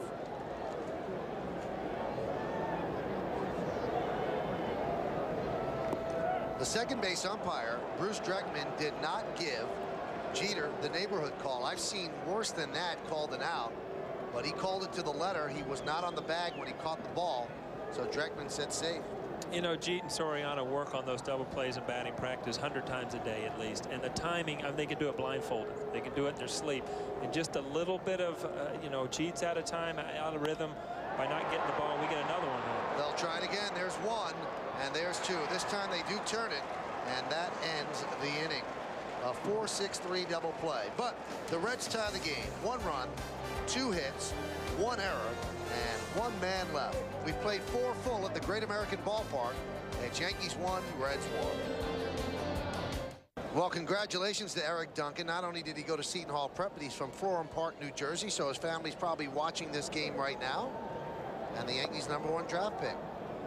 Yankees' first 5 draft picks of the 2003 draft. Outfielder S.D. Harris from Central Islip in Central Islip, New York. Outfielder Timothy Battle from Peachtree City, Georgia. There's a ground ball left side, backhanded by Lopez. He sets and fires off the glove of Casey. It gets away, and Juan Rivera will head to second. That was an awfully nice play by Felipe Lopez. Some reason Casey couldn't come down with the ball. We'll see how they score it. Man, I can't believe he got this much on the ball. That's some kind of throw. Strong arm right there. Well, in the dugout, they'll be saying, well, I hit him in a bad spot right in the glove. I mean, he stretched and he closed the pocket too quickly. What a great play by Felipe Lopez. I mean, to get that much on the throw from that position, pretty amazing. And that is an E3. The assist goes to Lopez, and a really fine play. Now that allows the Yankees to bunt Andy Pettitte. Casey not pleased with himself. Bob Boone, the manager, goes out and talks with Jimmy Haynes. Let me just finish up the top 5 Yankee draft picks. Right-hander Stephen White from Baylor University, and right-hander Corey Stewart from the University of British Columbia. So maybe future Yankees selected today. There's a scouting report on Eric Duncan. Now, Paul, I remember when you came up and the Reds had a ton of #1 draft picks. I don't remember if you were a first rounder, but no, you were what, were third? Yeah. I was third pick. They had Kurt Stillwell. They had Tracy Jones, Cal Robinson, Daniels, Larkin. Yeah, every one of them played on that team too. At one time, the Reds were such a great organization. They had 7 #1 draft picks all make it. It's tough for Pettitte to bunt. First and third baseman down his throat, and he popped a foul. You know, I saw Willie. They had a change there. They went out and talked to the pitcher, and Willie called Andy down. Now, there's a trick play in baseball where that shortstop will try to beat that runner to third, and that's Andy's job to read the shortstop. If he breaks, you're gonna see him swing the bat, because it's almost impossible to make a bunt. But you know, when you're not in that box a lot like Andy is, he wants to hack at it. He's probably hoping that shortstop runs. Yes, he's got no chance to bunt that because the bat is way behind him. It's one of the disadvantages of having the designated hitter. I mean, without the DH is such a much more exciting game. Watch where the bat is actually behind him. And in order to bunt correctly, you've got to have the bat way out in front. The old Casey Stengel Butcher Boy play, with the first baseman, third baseman that close. He'd just have the pitcher just chop down on it. And if you do happen to get it towards second base, it's going into center field for a base hit. It would seem, with the third baseman charging and Lopez playing short, that Rivera could get a good jump and just take off for third. That's why the shortstop is playing that close to third. And Pettitte swings and misses. 1 away. Now, I don't know if you guys agree with me with this, but I am so dead set against interleague play because I think there's such a lopsided disadvantage for American League teams whose pitchers never hit. Andy Pettitte is overmatched at the plate. Well, I agree. You know, but it goes back to 1973. The game never should be played with a designated hitter. But you know that designed to do that. Did you see Jimmy Haynes' swing on Andy Pettitte? You think he was right on that curveball? Yeah. Well, that's true, but there are more National League pitchers that know how to hit than American League pitchers. If you put the American League pitchers in the same position all year, they'll hit just as well. But that's my point. You don't do that, and it's just unfair that when an American League team goes to a National League ballpark, they lose one of their better hitters, and their pitchers have to hit. Now here's that swing that you thought Haynes right on Andy Pettitte. Whoa. Oh boy, they make fun of those pitchers hitting. We have to take it.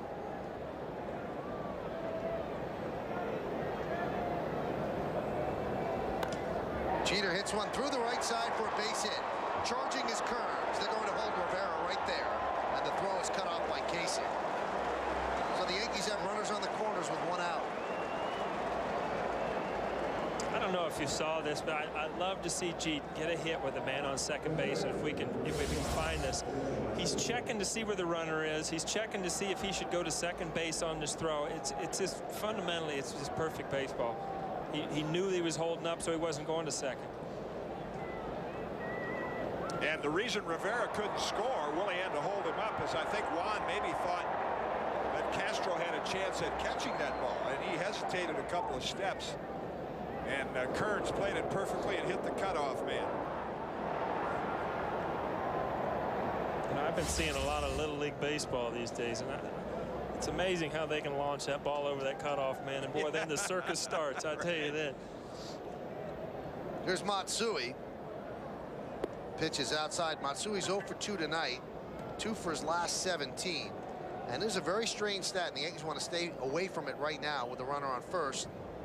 He has hit more ground balls than any player in baseball. Really? Mm-hmm. Wow. That's a left-handed hitter trying to pull the ball. That's all that is. You got that right. Pitch is 2-0. He seldom, even if that's a strike, he seldom offers at that pitch. And that's, you know, we talked about it with Giambi, and you saw it with Ken Griffey Jr. He probably wasn't accustomed to taking the ball the other way in Japan. But he might have to learn how to do that here.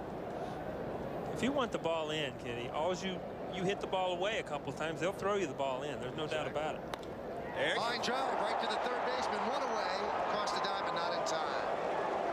That's where baseball's not fair. That's the part of the game I just never could understand right there. You do everything you're supposed to do, and you still pick up your bat and go back to the dugout man. Yeah, you can't. I mean, Matsui finally did just what we were talking about. He takes it the other way, but right at Aaron Boone. And good reactions by Jeter. A lot of players get picked off. You don't often see much emotion from Hideki, but he's saying, wow, I finally hit one on the barrel of the bat, and they caught it. That's a big-time hang with him. Matsui 0 for 3 tonight. Here's Soriano. He made the error in the 4th inning that led in the tying run, so he has a chance to atone. And the pitch is low. I tell you, Kitty, you get into a rut as a hitter, even when you hit a ball hard, before it even leaves the bat, you know it's going at somebody. And you'll get on a roll where it doesn't matter what they throw up there, it's going to find a hole somewhere, and it becomes so mental. And if you could just forget about everything, I tell you, it's too hard to do because you start expecting things to happen. That's where it'd be nice to be able to have the speed to just drop down a bunt once in a while.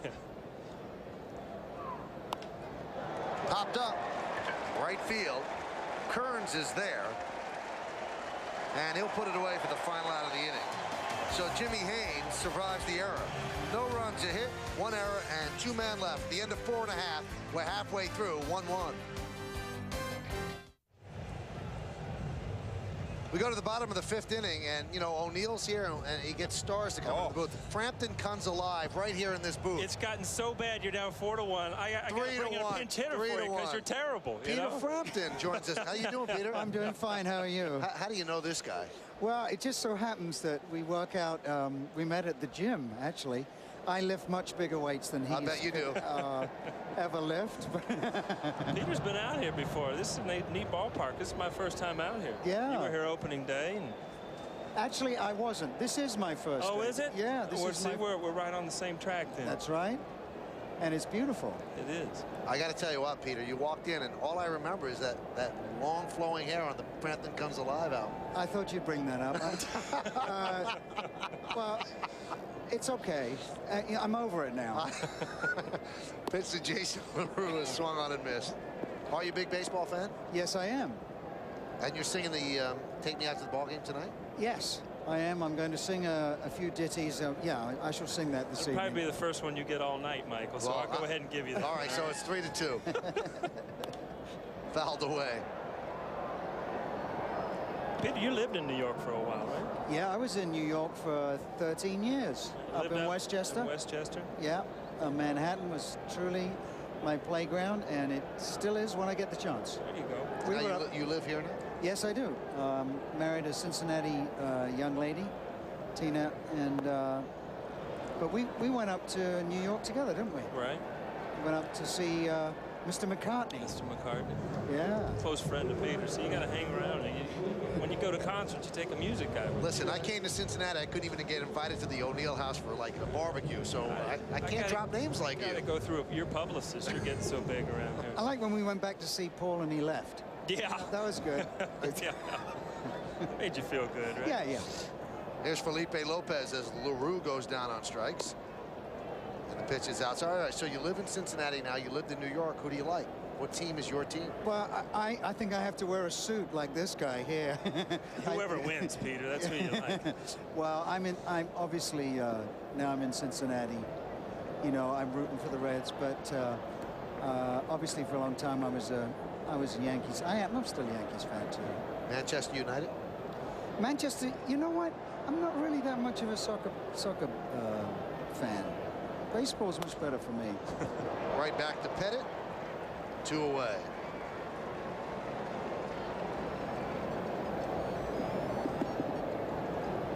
We go to Juan Castro, the number 8 hitter in the lineup. Yes. 2 away here in the 5th.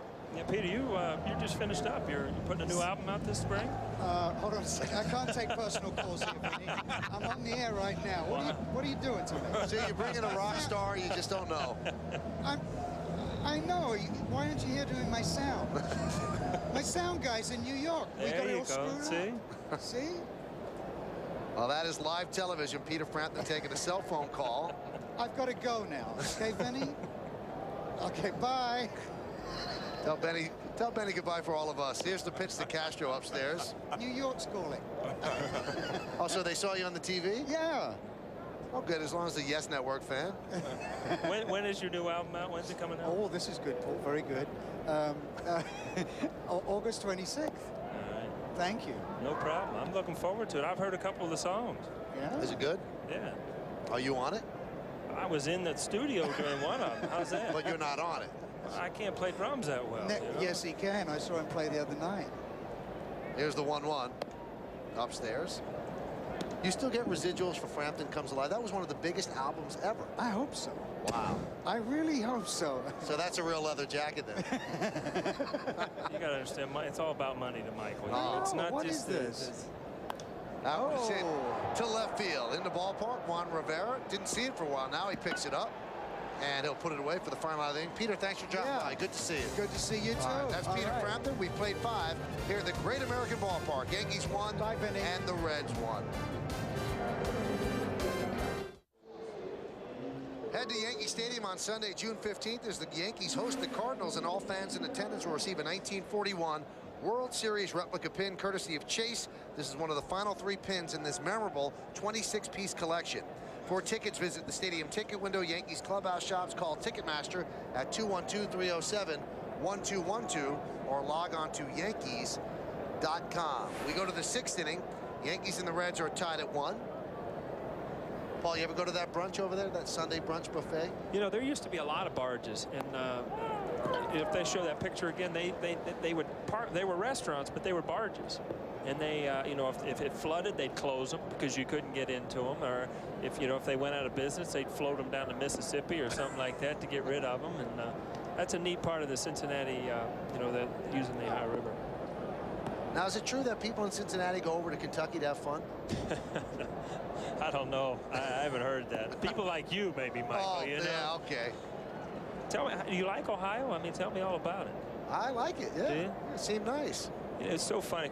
We have friends in New York, you know, the typical New York, and all of a sudden, you know, come to Ohio. They thought, you know, here we're going to show up. You're going to be in overalls with a plow behind you or something. You know? I saw some of that today. You know you didn't. And then they come here, they enjoy it, and they you know, I could live here, right? You know, No, I couldn't live here. No, little too slow. Slow. Little too slow. It's not exactly New York. Well, you got Peter Frampton in the booth, you know. What else do you want? The 2-2, grounded foul. Now, I read the promo, and the Cardinals are coming into town next weekend at Yankee Stadium. You think Tino's apprehensive about his first time back at the stadium?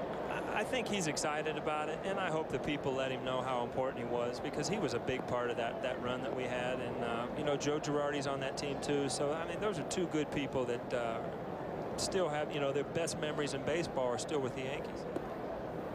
Those were, to me, the best Yankee teams during the Joe Torre era. I mean, the team got off to a good start this year, and everybody raved about, wow, is this going to be a great team? This team's short in a lot of areas. When you look back on the team when you were there, Brocious, Tino, Knobloch before his throwing problems, Girardi meant, whoa, boy. That was close. Eddie Montague might have got fooled on that one. Jimmy Haynes threw Giambi a 3-2 hook, and it looked awfully good. Bob Boone thought it was good, too.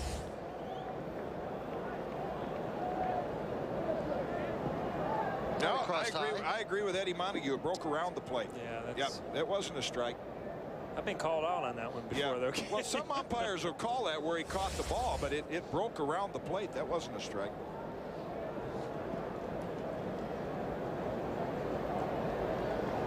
Here's Posada. He's walked twice, and there's a strike. Yeah, when you had Tino, and you can just tell when the count was 3-1 to a Yankee hitter and a man on base, you could just book the fact that the guy was going to go. And Joe can't do that anymore because you got a lot of guys that swing and miss. Can't trust him making contact. Not as much speed out there. Of course, you hit and run to stay out of the double play, but this is it's a team that is going to depend on starting pitching and the home run ball, and that might get you the division, but when it comes to postseason play, you're going to need more than that. Yeah, I think Joe mentioned it a lot last year because it was really the first year they got into the home run ball, and it's a different way to win a game. And where it becomes very a tough way to win a game is when you get into the playoffs and into the World Series, because then you're facing the best pitchers, and let's face it, you're not going to hit a lot of home runs off Schilling and Johnson and Pedro and guys like that.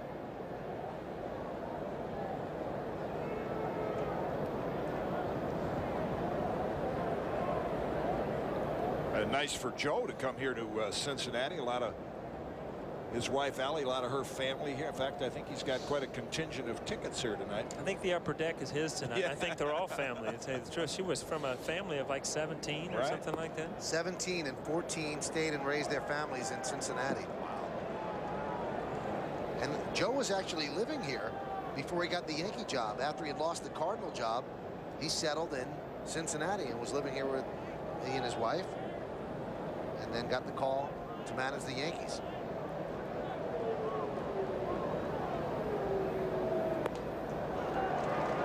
So another walk to Posada. He has walked 3 times. 2 successive walks to open up the 6th inning by Haynes. Yankees have runners on 1st and 2nd. Nobody out. And that'll bring Don Gullett, the pitching coach. Now, I want to ask Paul right now. I've heard Kenny Singleton talk about what he would do in this situation, particularly with the bases loaded. But whenever a pitcher walks 2 hitters like that, and then the next guy swings at the first pitch and hits a double play, you know, the fan in the stand says, oh, how could he swing at the first pitch when the guy just walked 2? But I would think from a hitter's standpoint right now, the first pitch 90% of the time is going to be a fastball and might be the best pitch you're going to get to hit. Oh, there's no doubt. I mean, the pitcher right now knows he needs to get back in the game by getting ahead of a hitter. And how else? By throwing a fastball right down the middle, thinking you might be taking it. As a hitter, I mean, when you're feeling good at the plate, there's no reason to go up there and take when you're in a great hitting position like Robin is right here. 81 pitches for Haynes, 46 strikes. This is his 2nd start since coming off the DL.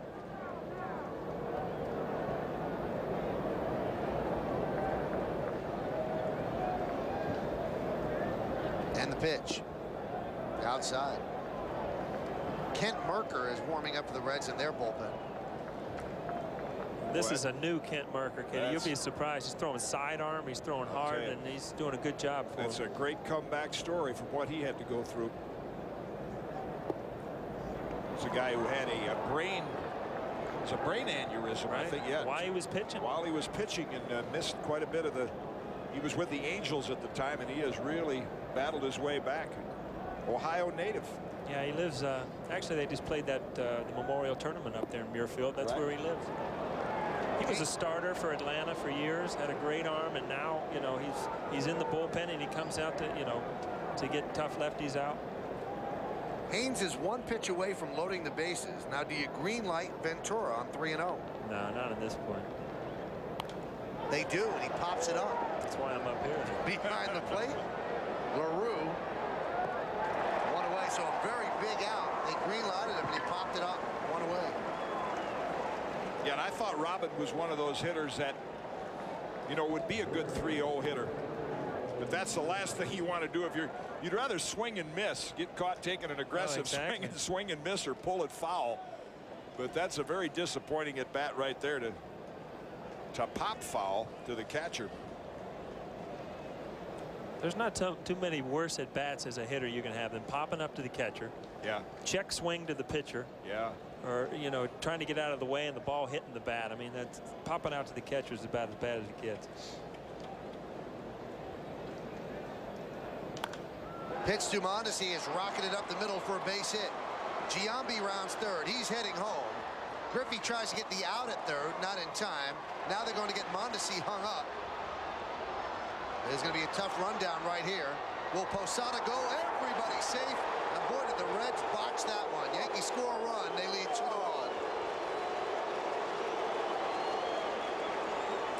Wow. And what the Reds can blame it all on is Jorge Posada. Yeah, he did a good job over there. That's right. I was watching everybody run around. I needed the TV screen and the field here to figure out where everybody was going on this one. Jorge comes around, and all of a sudden Griffey says, no, he's not going to third, is he? And I mean, if he makes an accurate throw, he is out by plenty. And then here's where the circus starts.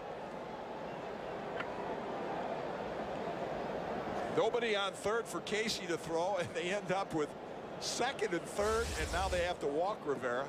Andy Pettit will get a chance to hit a grand slam. Don't think he won't be talking to the pitchers if he happens to hit a run in either. Be the highlight of his night. Well, the Yankees have a 2-1 lead. Griffey standing in center field with his hands on his hips. He cannot believe what just transpired.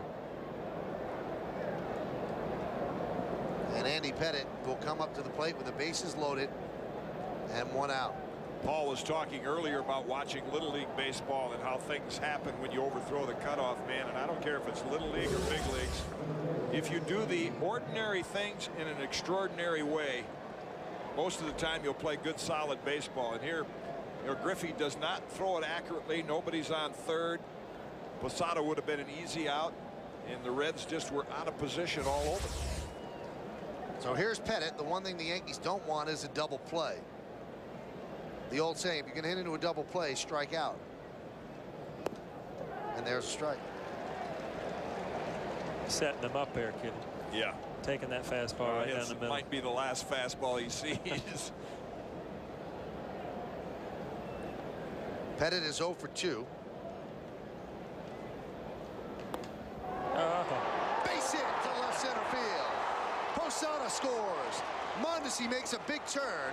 Now head back to third, and he's out. Bad base running by Mondesi, and a good throw by Jason LaRue. But an RBI single for Andy Pettit. The Yankees up 3-1.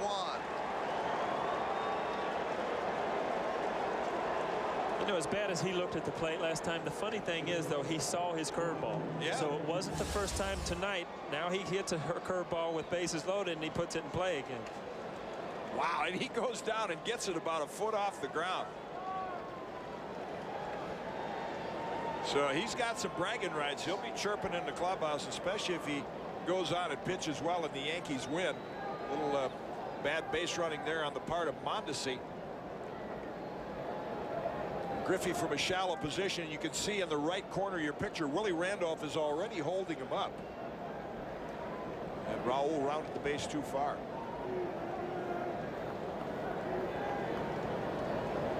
They score that 8-2-5. Mondesi out at third. Pitch to Jeter's fouled away. Well, we could see some of what we were talking about. This is not the best fielding team in the world. Oh, boy. You know, back to Robin Ventura's at bat, and you're talking about the interleague play. Without the pitcher, a couple guys down the order, you probably make him take. But with the pitcher coming up and a couple hitters, you know, you try to get these runs in before that pitcher gets to the plate. That's blooped down the right field line. Fair ball. It's trouble. It's a foul ball. So it definitely does change the way you manage, change the way you play the game. It is so much more. I think Joe Torre used the word stimulating. It is so much more what baseball was supposed to be without the DH. And it's a shame that the two leagues couldn't get together. Back in 1973, the National League was very exciting. They didn't need the offense. The American League did.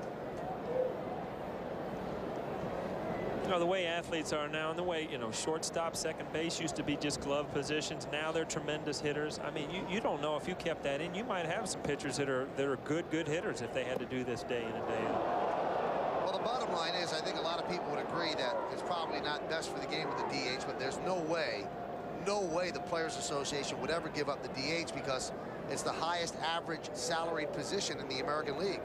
They're not going to give that away, and the National League owners would never adopt it for that reason. The 1-2. See, and I understand what you're saying, and that is such a pitiful argument on the part of if that is true of the Players Association, because you're costing a couple of utility players jobs, guys that could be, like, say, the Melvin Moras right now, who's doing a terrific job for Baltimore, but those are valuable guys on a National League roster. Ground ball to second base. Castro gobbles it up, fires to first, and that will do it. Here in the sixth, Yankees get 2 runs on 2 hits, 2 walks, no errors, 3 walks, and 2 men left on base. We go to the bottom of the sixth, 3-1 Yankees.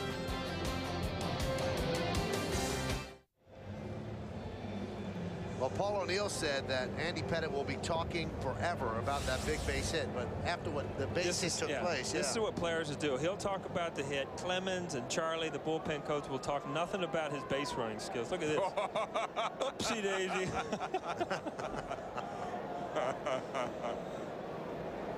Oh, he's trying to stifle a smile there. Yeah, he's thinking right there, man, Clemens is going to kill me for this.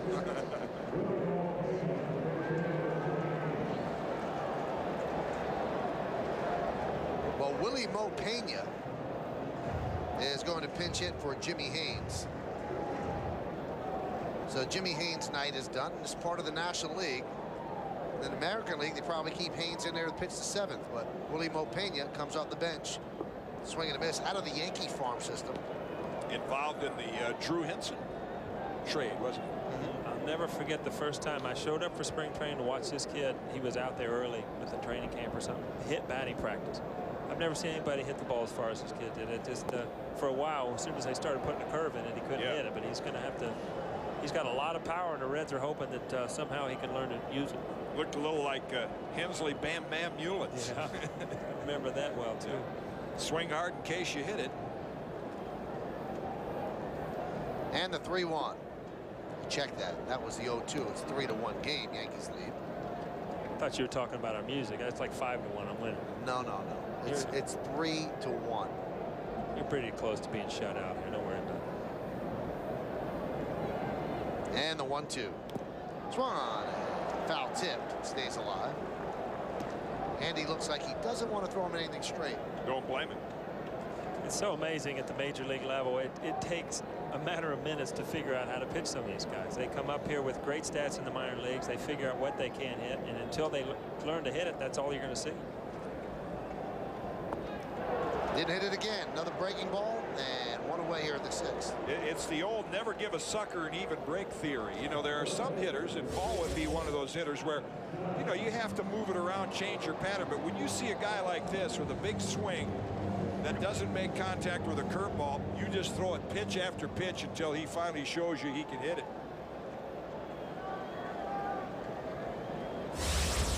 Here's Adam Dunn. Dunn is 0 for 2 against Pettit. Scrawny little leadoff hitter. 6'6", 240. You have a bat leadoff? Yeah, I think Lou got mad at us one day and like pulled the name out of the hat. Yeah. I think I was the first one out. The 1-0. Bob Boone might be tearing a page out of the Philadelphia book when he was a catcher there, an all-star catcher, and I happened to be on that team, and we had future Hall of Famer Mike Schmidt. Schmidt was a leadoff hitter for a while.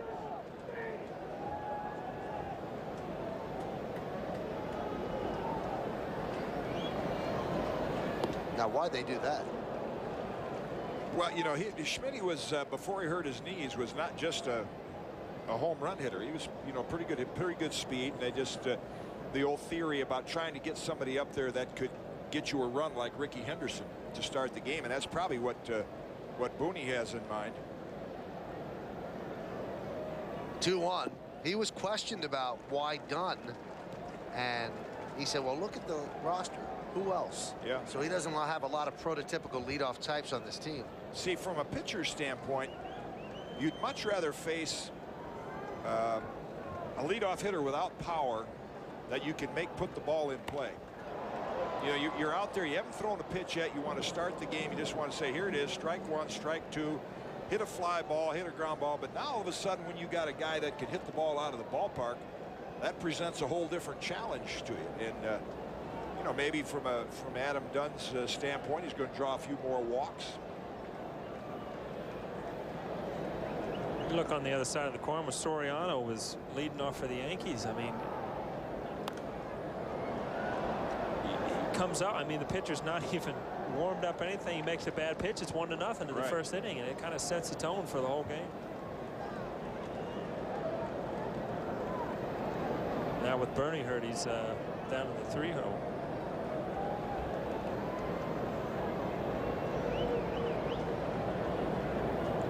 Pettit winds, kicks, and deals the 3-2.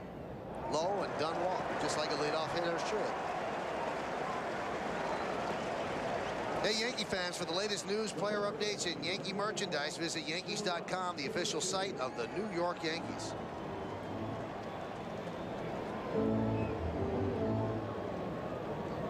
So for Andy Pettit, that is walk number 1 today. And here's Sean Casey.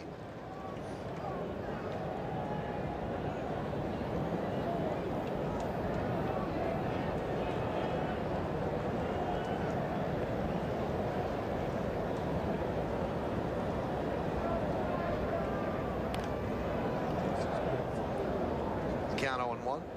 Sean Casey looks a little bit like Funny Side will look this Saturday at the Belmont. He's just pawing at the starting gate. Paul, you had a kick with your front foot, but Casey steps up and down with his back foot like he can't get comfortable. I mean, he lifts that thing up and kicks it like there you go. It's all timing, some kind of timing thing.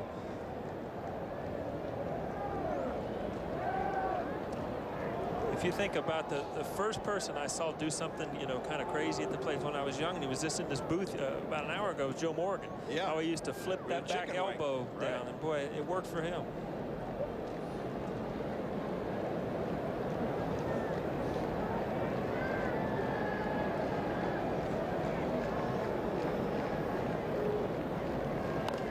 That one's driven out to deep left field, but Rivera's there, and he'll put it away for the second out of the inning. See, here's the positive side of having a guy like Adam Dunn in the leadoff spot. Even though he's got a 2-run lead, Andy Pettit respects his power. He ends up walking him, and now you get Ken Griffey Jr. to the plate, and he represents a tying run.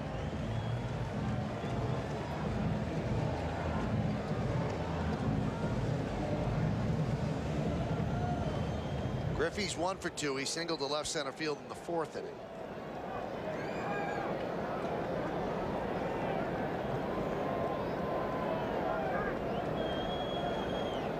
Two players have already joined the 500 home run club this year.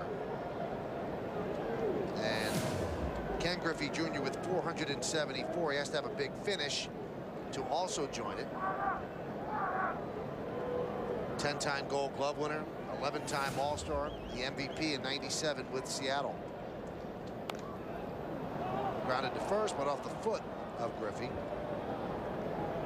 Yeah, he's got a few more credentials than the other 500 home run guys. No disrespect to Rafael Palmeiro. And Sammy Sosa. Sammy and Fred McGriff will be there soon, but this guy was the whole package. Doesn't have any protective guard there, and he hits it right off the instep.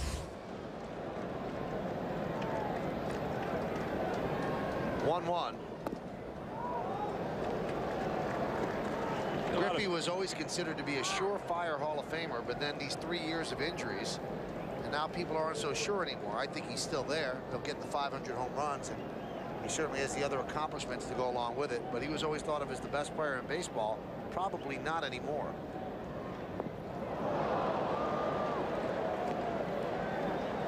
Well, that's a nice sequence there. See, he took a lot off that curveball. That might be a pitch that Griffey has not seen from Pettit. He's seen a normal curve. But that one he took a lot off. It sets him up. Now he can throw that again, or he can come up and in with a fastball.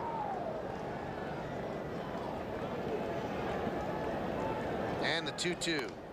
Hit sharply and through the right side for a base hit. Dunn stops at second. Mondesi flips the ball into Jeter. So a 2-out single for Ken Griffey Jr. He's now 2 for 3. Well, Hideki Matsui would do well watching Ken Griffey Jr. Let's see the pitch by pitch. Just inside. Back there again for a strike. Here's the real. This is a ball. And then I think this is the real slow curve. And I think he wants this inside, but he didn't get it in enough. Too much of the plate and down, and boy, he keeps that front shoulder in, and that's what allows him to take the outside pitch the other way and take the inside pitch like that and turn on it. That's just a good hitter. Yeah. I mean, he saw a curveball that as a pitcher you speed it up, come in, and he just. That one gets away from Posada. He chases it down before it goes into the dugout. So that's a wild pitch, and now the tying run is at second base. You know, Griffey came here, what, 3 years ago as we look at this pitch here. It's like it skipped off the plate otherwise, because Jorge got a little glove on it, but couldn't pick it up cleanly. You know, coming in from Seattle sometimes, and I noticed it when I was traded to New York, how hard it is to play at home. And I think he's gone through that coming from Seattle. He's born and raised in Cincinnati, Moeller High School. Sometimes it can be tough to bring your A game to home every day. The 1-0. That one gets away from Posada. Here comes the runner. He can't get the throw to Pettit. So Dunn scores, and Griffey stays put at second. Dunn, with heads-up base running, scores the Reds' second run. It's 3-2 Yanks. Well, what's that all about? Let's check this one now. There's again, it's short hop Posada.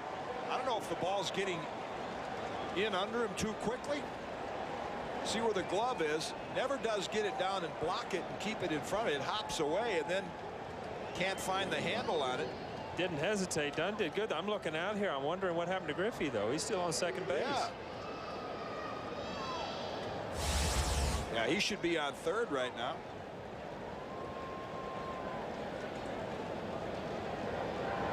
Yeah, once Dunn took off, well, they were going to try to get the out at home plate. Griffey could have walked into third, but he decides to stay at second. Mel Stoudemire decides to come out and talk with Pettit. Let's see what happens to Ken Griffey Jr. Yeah, there's no reason he shouldn't be on third right now.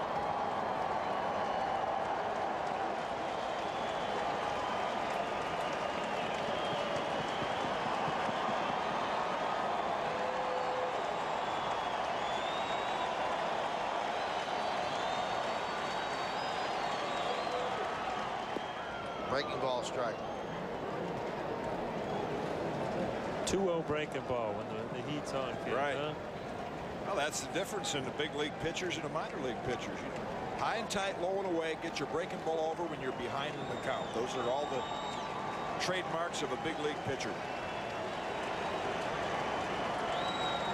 2-1. 3-1.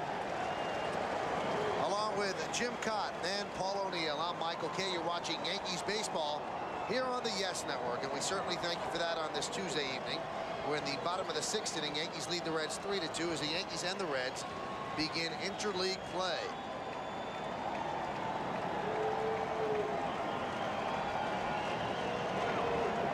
And the 3-1. Dribbled slowly up the third baseline. Petted off the mound. Fields fires off balance. And it's off the glove of Giambi. Here comes Griffey. He'll score. And the game is tied at 3.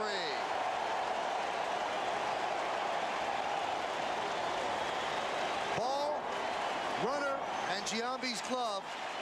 A bad confluence of events right there. Came together and he could not hold on to it. Yeah, Andy Pettit never got his weight set on his back foot. He throws this off balance, and that's why it was tough for him to throw it accurately. See, 1 foot, and he throws it in, and Giambi and Kearns collide. Joe Torre right now is taking up the argument with Eddie Montague that maybe Kearns was inside the restraining line there and prevented Giambi from seeing the ball. From that shot right there, he certainly looked like it. I think it got him in the helmet. Yeah. You're supposed to be within the, which I've never understood because it tells you you have to run in foul territory, but that's what the rule is. And right there, you'll see Kearns is inside that line. Absolutely. And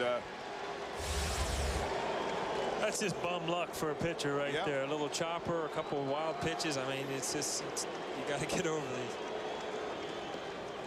So that scored a base hit and an E1.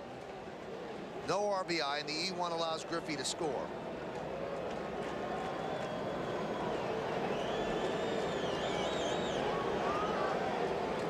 So it's a 3-3 game here in the bottom of the 6th. And that one is skied to center field. Matsui is there, and he'll put it away for the final out of the inning. But the Reds tie the game. 2 runs, 2 hits, 1 error, and 1 man left. We played 6. Yankees 3, Reds 3.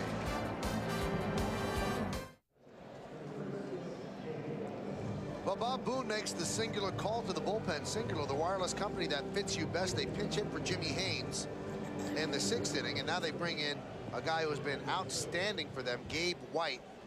And I wonder, Kitty, when you were the pitching coach for the Reds, would you have made that singular call? very, very pensive mood right there. Wow, what were you thinking about? I don't have no idea. Funny side? I don't know if I was thinking, but that was in the Reds dugout at Riverfront Stadium back when I was coaching for Peter Edward Rose, and I saw a young phenom named Paul O'Neill come up and get his first big league hit.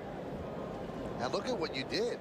You improved the team ERA from 4.16 to 3.71. Yeah, well, I don't remember throwing a pitch that year, so I didn't improve it, but I had a lot of good young pitchers like Tom Browning and John Franco, who is now with the Mets, of course, and has been for a long time.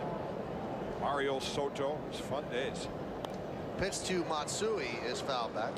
And you mentioned would I have made that call. That was the fun thing about coaching for Pete, because when he called me and said, would you like to be my pitching coach, I said, you know, I've got a few ideas. Like I like to see pitchers throw a lot in 4-man rotation, and as you can imagine, there's a ground ball to first. Sean Casey, 1 away. There's another one of those, even though he hit it pretty well, Paul, but there's another one of those kind of pull off, turn the hands over and hit a ground ball to the first baseman, which when you compare that to Ken Griffey Jr.'s approach, watch the front shoulder here. Yeah, it's especially against left-handers. You really got to stay up the middle and drive the ball, just because their natural movement of the ball is usually away from you. It's just so hard to pull them unless you get the right pitch. Griffey got a big hit in the 6th inning, then scored the tying run. It's 3-3 top of the 7th. Here is Soriano. Gabe White in his last 10 appearances, 0.79 ERA. And this is an incredible stat. He has come into a game 5 times with the bases loaded, and only 1 of those 15 base runners have scored. That's pretty good pitching. I'll say. He's either lucky or good. We haven't figured that one out yet. That one's fouled away. He was projected to be a top starter for the Expos when he came up, and he would be the type of pitcher. I don't know, you know, if the Reds in that Central Division are obviously in contention, but he would be the type of pitcher later in the year the Yankees would take a look at. You know, to have a left-hander in the bullpen. Reds had him once before and traded him to Colorado for Matty Ibar, which turned out to be a bad deal for them. There he swings and misses, Soriano does, 2 away. Then they reacquired him. But his salary is a little high for a reliever at 3.5, so they would be looking to trade him for the right package. See LaRue's target, and the ball's got good movement down and away. Soriano tries to take it the other way and swings over it. The knock on him when he first became a reliever was that he couldn't get lefties out. Now he gets lefties out very, very well.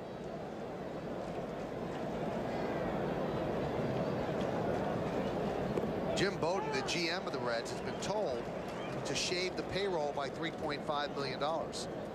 So nice and easy if they get rid of White. Yeah, I mean, growing up here, and my kids growing up here, I hope they have a team that's competitive. And I cannot stand when you continually hear about small market in Cincinnati. Yeah. Because during the years of the Big Red Machine, when this team was winning, you drew from Kentucky, Louisville, Lexington, Indianapolis, Columbus. I mean, you're talking about 4, 5, 6 million people, and that's not a small market. Within an hour of time. And there was promises that when there's Jim Bowden, the GM, there was promises that when they built this ballpark, which the city and state built, that they would increase the payroll, and they have not done that. And they also get revenue sharing, and they're not pouring that money back in. The 1-2 just missed. Getting a lot of revenue these 3 games. Sold out with the Yankees in town. And there's one reason Gabe White probably has turned it around, getting left-hand hitters out. He can run that fastball up and in, and he's thrown Giambi a couple good breaking balls down and away. 2-2 to Giambi. Foul back. Now there's a good swing. That's a quick swing. That's a swing that just reacting to the ball, and that's when you really start hitting, is when you just react to what you see. That's one as a pitcher you say, and a hitter too. You missed that missed being a home run by about 1/4 of an inch. He just fouled it straight back.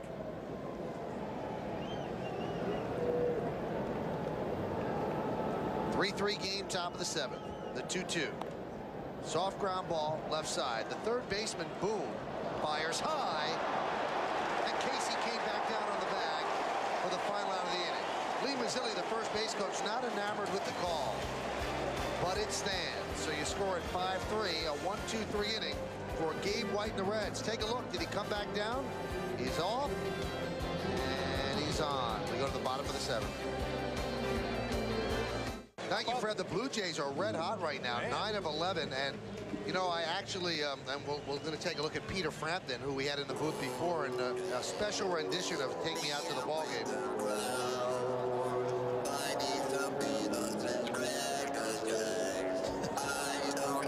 What's going on there, Paul?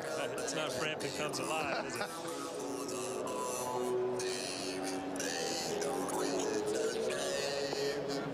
Does a lot of things here in Cincinnati. He's done some free concerts for the zoo, and he's a good man. Vince LaRue is outside. Anyway, I was talking to Carlos Tosca today, the manager of the Blue Jays, and he actually seriously considered going to a 4-man rotation, which I know you're a big proponent of. Wow. But his pitchers talked him out of it. Oh. They didn't think they could handle it physically. Oh, give me a break. Bobby Valentine. 6'6", 220, and they're in better shape than ever before, and he can't pitch every 4 days. Bobby Valentine on Baseball Tonight on ESPN killed Tosca. Why would you go against what's working? Your team's playing well now. And they were dead set on doing it. And then the pitchers, he talked to them on Saturday, and they said, we can't do it. I understand they're not trained to, but boy, if a pitcher would ever, and he had that shot when I came in here to coach for Pete, which was such a lot of fun. And we mentioned the 4-man rotation. There's a hot shot through the left side for a base hit. So LaRue leads off with a single. This will be interesting. Under normal circumstances, you would expect Bob Boone to use the bunt. And he said, I don't have anybody that can bunt. So every time I try it, they pop it up. So there's a leadoff single by LaRue. It puts him in position to use the sacrifice bunt. Possibly their best hitter, Guillen, who's having a great year for him, who that's when Larkin came back, they had to sit somebody, and they put Guillen on the bench. I mean, he's a .330 hitter, right-handed hitter. I'm surprised he hasn't been in yet. Lopez fouls off the attempted bunt. Now you see why they don't bunt. I mean, that's just for a big league player, that is just not good technique. I mean, you know, Paul, you're taught to get the bat out in front of you and almost catch it like you got a tennis racket in your hand. Just give with the ball. And you see he's got the barrel of the bat behind him, and then he jabs at it. Very little chance of executing a good bunt that way.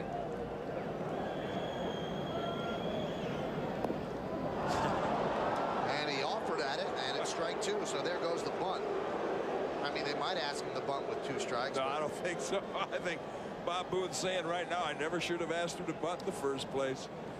You mentioned it. You're taught. I don't think a lot of these things are taught in the minor leagues like they used to, because everybody wants to hit home runs. You play for the big inning, and all of a sudden you get in a close game like this, and you can't win a game by moving a guy over.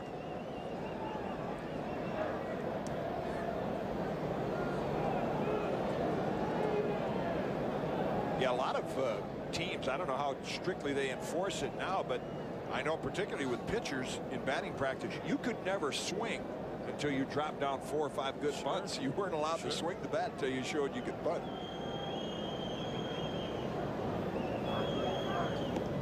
You know, it's almost like with basketball now, people know how to dunk, but they don't know how to hit free throws. Yeah. And you would think that a bunt would be the easiest thing, the one thing that you should be able to do, and you just don't do it. It's not fundamental.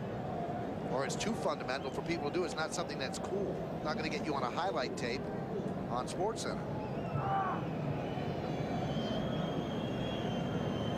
The 1-2 outside, 2-2. For a while, if you think about it, when AstroTurf came into the game, it was tougher to bunt because it was hard to stop the ball, and I think a lot of people learned to start jabbing at the ball. But on grass, there's no excuse. Put the ball down the line. I mean, right here, you're trying to bunt the ball to Giambi because he's got to hold the runner. He's going to be coming in late, and it's an easy play. But you're right. They're just not taught to do it the same anymore. So Andy was 0-2. Now it's 3-2. And I mean, he walks Felipe Lopez. Well, it's the same event as the bunt.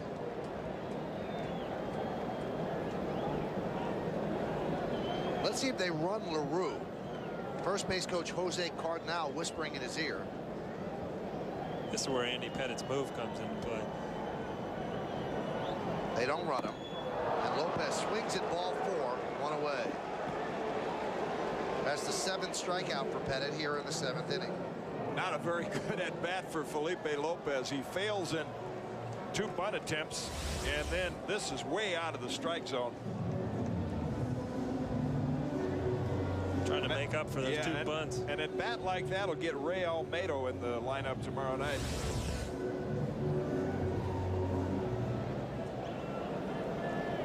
And the next option, you got, I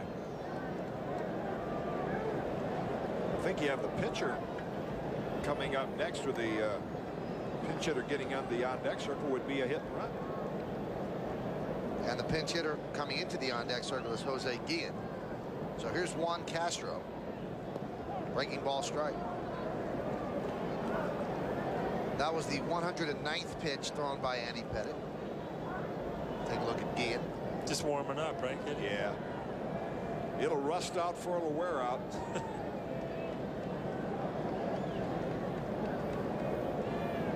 The 0-1. Count levels at 1-1. The score is level at 3-3. The hits are level at 5-5. And the Yankees have the lead in errors 2-1. Mike Lowell, his 18th ex-Yankee, 18th home run. Wow. His 17th and 18th. He has 2.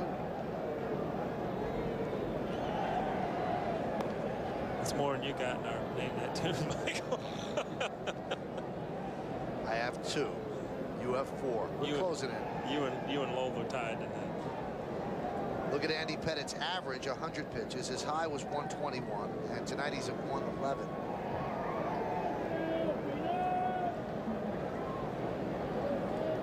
We're in the bottom of the 7th. It's a 3-3 game. And the 1-2. Strike 3 outside corner. Castro down looking. Boy, and he knew it. We mentioned in the scouting report at the top of the game when we look back at Andy's last start, he has really had the outside part of the plate zeroed in. going back to his last start with Boston and now tonight. Still the best pitch in the game, a good fastball in the outside corner.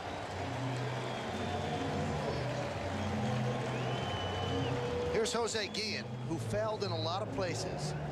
Pirates, the Devil Rays, never really found the right place for him, but certainly has done very well.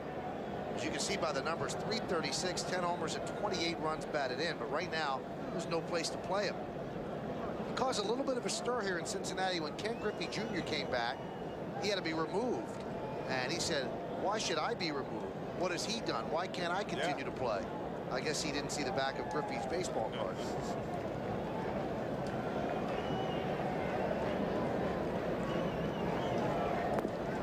This is where you talked about the draft today, and it's such an inexact science to try to figure out who's going to be a good player.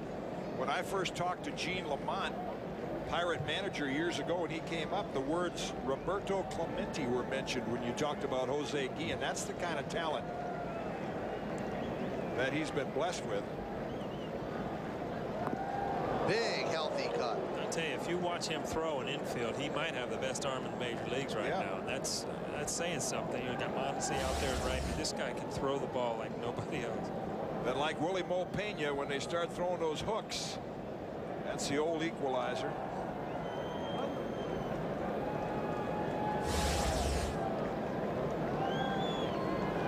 You know, as you're a pitching coach, Kitty, I mean, you look at your pitcher, you want him to get the decision. How long do you go with him before you try to get him through the inning so he can get a win somehow? But you don't want to leave it too long. 9 innings.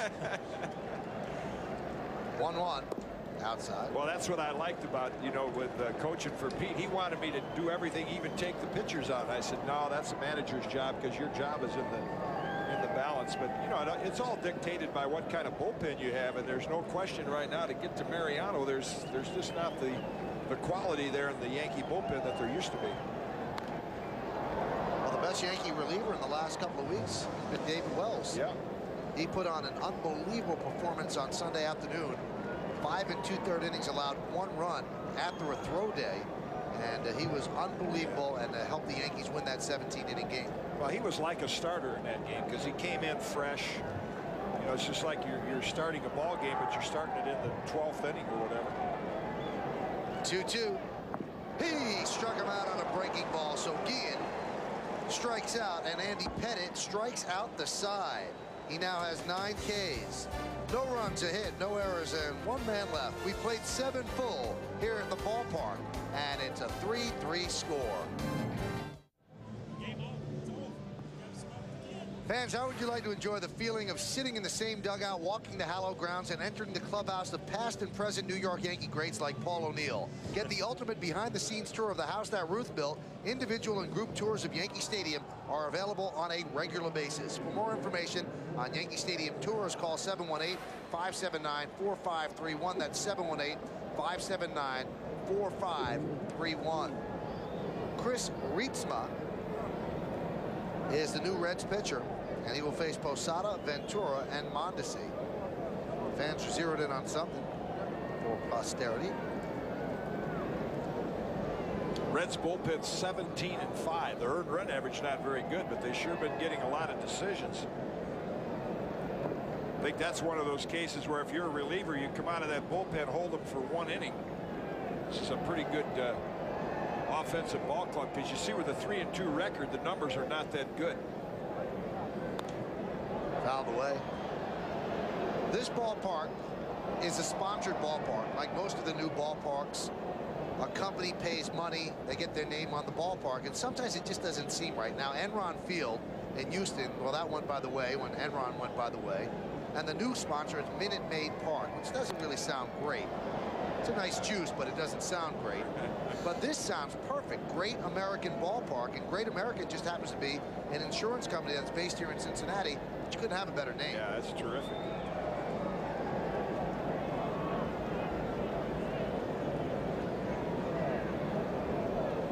Pitch to Posada's high. That clock that you just saw modeled after the clock at Crosley Field, and also the dimensions down the left field line, 328, and the 12-foot high wall is also modeled after Crosley Field. Crosley Field is still open. They've just moved it. There's a community out. Osana goes down on strikes. Community out by me in Blue Ash, Ohio, right near Montgomery, where my kids play. And they took the wall out there. The clock actually took home plate out there. They still have the hill going up to the wall. So Crosley Field, they took it off the river down here, put it out in Blue Ash, and they put Little League fields around it. It's a great area, and they still play a lot of baseball. Didn't Tim Naring, who's the farm director here now, the ex-Red Sox, didn't he have something to do with building a little Crosley?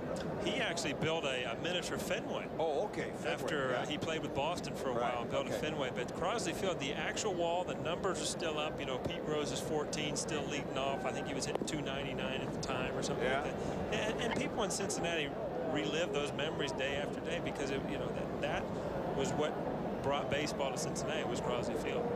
Chris Hammond warming for the Yankees. Didn't they move from Crosley to Riverfront in the middle of a season? Yeah. That one is punched out into left center field. Going to be a tough play. Diving, and Dunn makes the play. Taking an extra base hit away from Ventura. 2 down.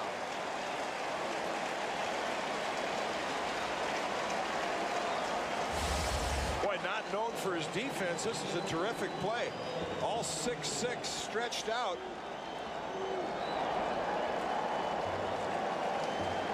Nice effort, nice catch.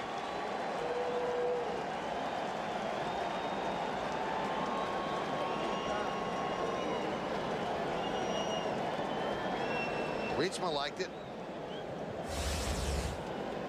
Here's Mondesi. Mondesi with an RBI single to center. His last time up, that was in the 6th. He's 1 for 3. There's a strike. Well, I tell you, Paul, when you look at this Reitsma stuff, you say 6.32 ERA. I mean, he's got a good arm, good curve, struck Posada out on a change. He threw really well last year. He was in the starting rotation. He's got a great changeup, and he throws hard enough that if you look for that changeup, he'll throw the ball by. Haven't seen many teams do this. Mondesi. Not at all. They've shifted the opposite of the Giambi shift. Have everybody over on the left field side of the diamond. Now, one thing, Kitty, this would not have worked in April, but in May, Mondesi again started pulling up the ball, the breaking ball away, and that's when they've been scouting the Yankees, and that's why they're doing the shift.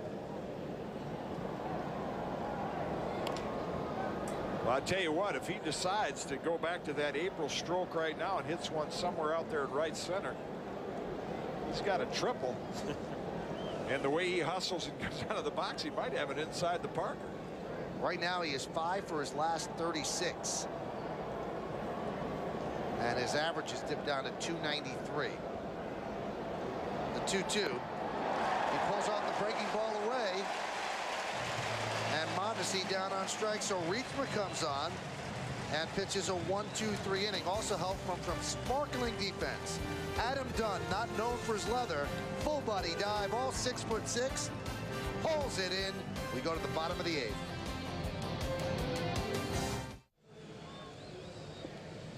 Well, we go to the bottom of the 8th inning. The Yankees are going to make a pitching change, but let's look at Andy Pettit's nice work first of all. As he piles up the strikeouts, a high fastball, then a low one, then a breaking ball. Got pitcher Jimmy Haynes. Nice cutter on the inside corner. He's got 4 of them. And another breaking ball. Another one. Got Guillen, Lopez, and called strike 3. Actually, Willie Mo Pena and Guillen. Andy Pettit with 8 strikeouts. 9 strikeouts. Wow. And he's out of the game. Chris Hammond will pitch to Adam Dunn. Swing and a miss. Remember back when you were a starter, you go out, I guarantee if you ask Andy, he had great stuff tonight. He struck out 9 people. And you come out of the game with a no decision. I mean, do you feel good? I threw the ball well. I mean, right now you're in limbo. The only thing that changes it today are the multi-year contracts and the lucrative contracts. There's what Chris Hammond's done this year. More than a hit per inning, good control, strikeout walk ratio. Always think of Chris with that good changeup as being more effective against righties and lefties, but That's a high fly ball to right center field. Matsui. One away. the difference, Paul, is that's just the way the game is played. I don't, this is you don't feel good about it. You can say, well, you threw the ball well, but as a starting pitcher, you want to win the game, you know, not only for yourself, but for the team. And, you know, these are the kind of times where you'd battle with the manager and say, I feel fine. I got good stuff, struck out 9. But the pitch count gets you. You know, and some nights you throw 50 pitches and feel like you threw 200. Some nights like tonight, I just looked like Andy could have pitched forever. Here's Sean Casey, 1 for 3. Andy's the last guy that would think like this. I mean, he might have it enter his brain a little bit, but this is the final year of his contract, and he wants to put up some decent numbers to convince the Yankees to bring him back, and wins do that. You know, you look at what he's been through, what he's done for the Yankee organization, the big games he's pitched in, and then you realize, what, he's 30, 31 years old? Yeah, I mean, he's still so young in his career that he's got so many years ahead of him.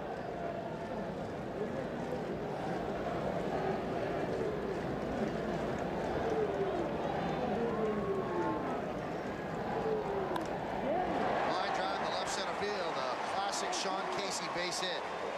Rivera fires the ball in all the way to second base and Soriano. So a 1-out single for Casey. And that is the second hit for Casey. By the way, Andy's going to be 31 on June 15th. Yeah, and it's an example as Casey comes out for a pinch runner, Reggie Taylor. But it's an example of how Chris Hammond does not quite have that put-away breaking ball to intimidate a left-hand hitter. And particularly good hitters like Casey and now Ken Griffey Jr. He has to be very, very fine with that breaking ball down and away if he's going to get him out. Well, Reggie Taylor has speed. He leads off first, helped by Giambi. Here's Griffey, 2 for 3. And there's a strike.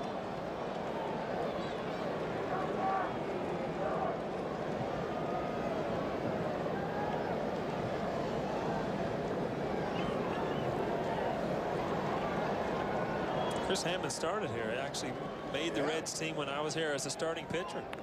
That one's lined down the right field line and foul.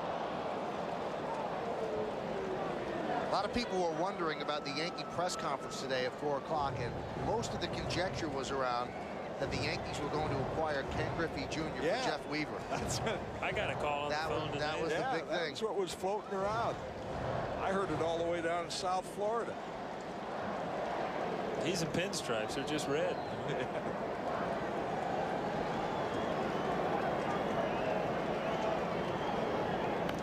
I always thought that would be the perfect fit. He has the perfect swing for Yankee Stadium, but he never wanted to come here. Yeah, he got there isn't too many stadiums that he doesn't have a perfect swing for.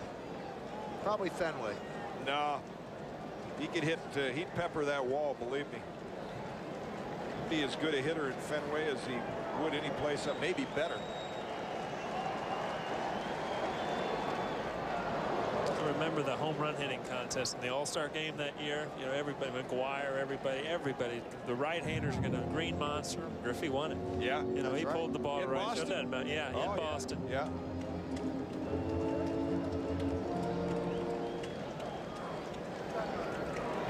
That was some All-Star game. Ted Williams throwing out the first pitch.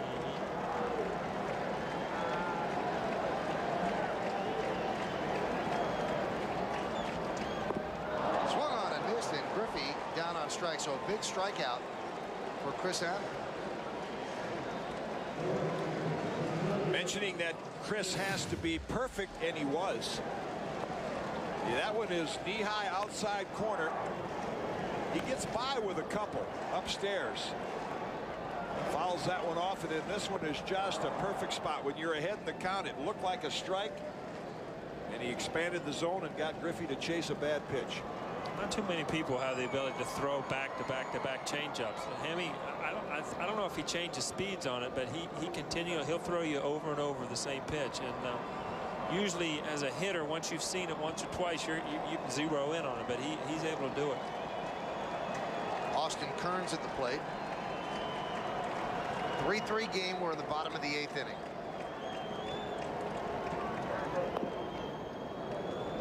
Now, speaking of Ted Williams, Paul, there's a book that David Halberstam has out called The Teammates. You see where Austin Kearns stands RBI-wise in the National League. where when Ted Williams was dying, his friends went down to visit him, and they all got together, and he kind of revitalized him talking about baseball. They were talking about the best hitters in baseball. And Ted Williams said, "You were one of the best hitters in baseball." He was, I don't know what it, there's just a few people that play the game. Doesn't matter what part, when they played. I mean, you think about Ted Williams, Babe Ruth, Joe DiMaggio, Mickey Mantle, that everybody idolizes. Just the kind of people they are. They just, I mean, when you went into Fenway Park the first time I walked in, I thought, man, Ted Williams played here. And it was, you know, he was just one of those guys.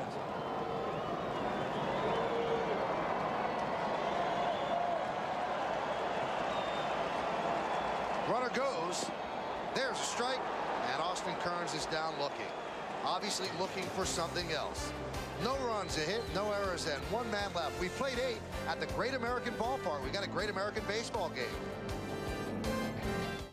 Some changes defensively for the Reds. Taylor takes over in left field, and Adam Dunn moves over to first because Sean Casey had been pinch run for. And the pitch to Juan Rivera is low and inside. That has to be one of the most embarrassing things for a hitter. The bat cracks and you've got cork in it. Especially if you're a, you know, like it happened to Albert Bell and now Sammy Sosa, guys that, wow. Right to Castro. Ball was scalded. Paul, well, how do you think that reflects on Sosa, that the bat cracked and there's cork in it? Well, now you're going to have to explain how many, you know, if any, were hit that way. Now it's opened a whole can of worms. I mean, people are going to talk about, you know, how many did he hit with these bats and this and that. And it's just, I mean, this guy's strong enough. He can hit the ball 500 feet with a wood bat without anything in it. Well, we will certainly follow that. It's a shocking story. Yankees now send up Todd Zeile to pinch hit for Chris Hammond.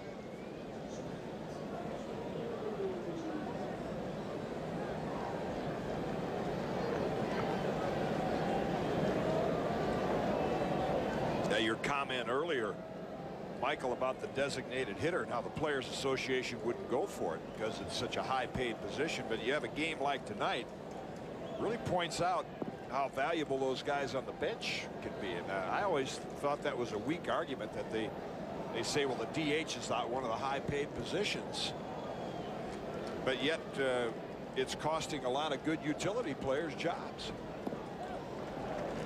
I guess the other side of the argument, though, would be, well, Edgar Martinez wouldn't have a job, and Chili Davis wouldn't have had a job. Well, they would have. I mean, Chili was a position player to start with, and they either learn to play a position or you hide them somewhere. You know, it's a catch-22. Are they good enough hitter to be able to hide them in, you know, in Little League? You always hit them in right field. Put the fat kid in right. Yeah, exactly. Well, that's what distorts some of the records when you start talking Hall of Fame. The guys just did it as a DH. Mays and Mantle and Aaron didn't, you know, do it as a DH. And whether you were hurt or whether you were bad field or whatever, you had to play both sides of the ball. If you look at the way teams are set up now, I mean, you can go in the bullpen and they're doing the same thing. I mean, you've got a guy out there that He blew a fastball by Zeile, 2-away. got a sidearm lefty out there that has no chance of getting anybody out except for that left-handed hitter who they bring in to face, and then they get him right out of there. One of those guys got me out for Jesse Orosco, and he's still pitching, 44, 45 years old. Jesse Old Roscoe. Yeah, but 446. As a team, can you afford to carry that guy in the bullpen that can only get one guy out? If you want to win, you can.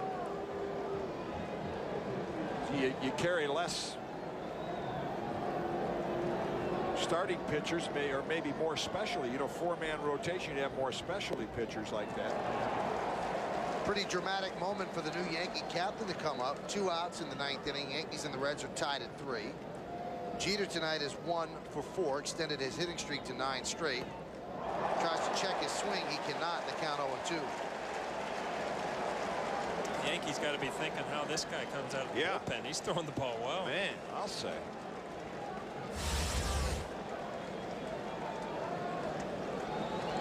Usually tell how a guy's thrown by some of the swings that come off. You haven't seen too many good ones. The 0-2. He struck him out. Took something off that one, and Jeter way out in front. So Rietzma has pitched 2 innings, and he struck out 4 Yankees. 6 in a row, 1, 2, 3 here in the 9th. We go to the bottom of the 9th inning. Last licks for the Reds. If they don't score, extra innings, 3-3. We go to the bottom of the 9th inning. It's time to take a look at the play of the game, brought to you by Continental Airlines, the official airline of the New York Yankees. Continental Airlines, work hard, fly right. Right out in the left field gap. Good green grass to dive on. Great play. Adam Dunn robs Robin Ventura, and that is the Continental Airlines play of the game. And he's not known for his defense, but right there he did a great job. So Antonio Osuna is the 3rd Yankee pitcher. Chris Hammond pitched the scoreless 8th inning. Andy Pettitte went the first 7. And now Osuna will face Boone, LaRue, and Lopez.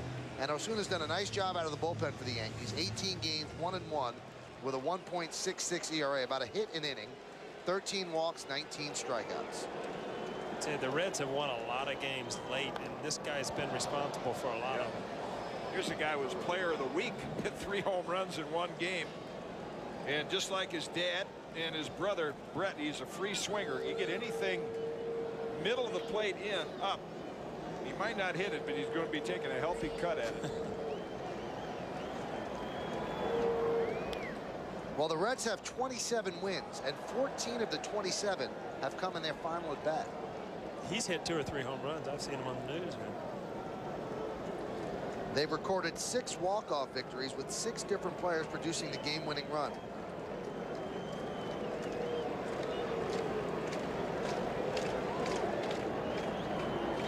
Boone with a solo home run against the Reds on May 5th. That one's popped up, foul, out of play. Funny thing about Aaron Boone, when I saw him before the game, he did about 3 or 4 imitations for me of the Phillies players when his dad and I were teammates. When he was like 5 years old, and his brother Brett always was on the baseball field, but Aaron never showed a lot of interest in baseball. And he was really more of an actor than a ball player. It's amazing to me to have a father that plays baseball. Then you grow up as kids, and who's to say you're going to be a good player? But, yeah. But these guys are, I mean, Brett Boone, Aaron, but these guys are good players in the major leagues. And then they get the opportunity to manage your son. The 1-2. He struck him out. Nice tight breaking ball diving down and away. Hey, after the last out, keep it here for the Nissan postgame with Fred Hickman and Susan Waldman, featuring detailed analysis of tonight's game, interviews with players, plus scores and highlights from around the league. The Nissan postgame immediately following the game right here on Yes.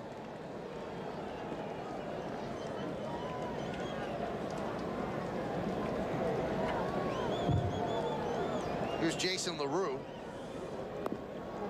Swung on a miss. And the tendency, Paul, when you look at a team like the Reds who do hit a lot of home runs, and I think the tendency when it's a tie game, close to extra innings, everybody wants to end it with a home run. You can kind of tell by these swings. That one's hit deep to left center field. Going back, Matsui. Also Rivera. He leaps us off the top of the wall. Matsui plays the carom and holds it to a double, and that missed being a game-winning home run by a couple of feet. I was just going to jump on that point, Kenny. And as a hitter, you try to just stay away from that. You try to get that out of your mind, because if you're trying to hit a home run, it's nearly impossible. I mean, he gets a good pitch to here and he drives it. Matsui makes a great play there. I mean, he doesn't know this ballpark. He gets a ricochet off the wall and keeps him at second. And they still need a base hit to score him. Yeah, that's a good point. That subtle little play by Matsui keeps that double for the Yankees and not a triple. It just missed going all the way. Just under the yellow line. Here's Felipe Lopez. He'll bat from the left side against Osuna. Just missed. Sets up an interesting situation because Lopez not known as a power hitter, so you note how shallow the Yankee outfielders are playing. So all 3 would have a shot at throwing LaRue out at home on a single. Outside.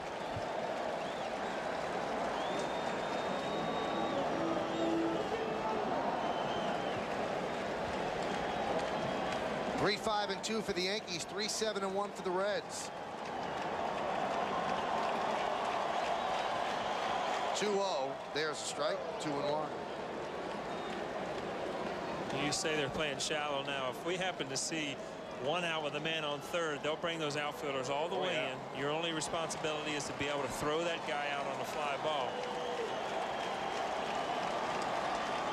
And the 2-1. 2-2. Lopez having one of those nights you remember at the plate. Huh? He's 0 for 3. I think most of his season has been like that, unfortunately, because the Reds gave up a real good pitcher to get him. Elmer Dessens might have been their best pitcher last year. 2-2. 3-2. Juan Castro's on deck. The winning run 180 feet away. Sellout crowd of 41,827. He struck him out. Hat trick for Lopez. His third strikeout of the night. He's 0 for 4. Don't know that he's throwing a strike yet. No.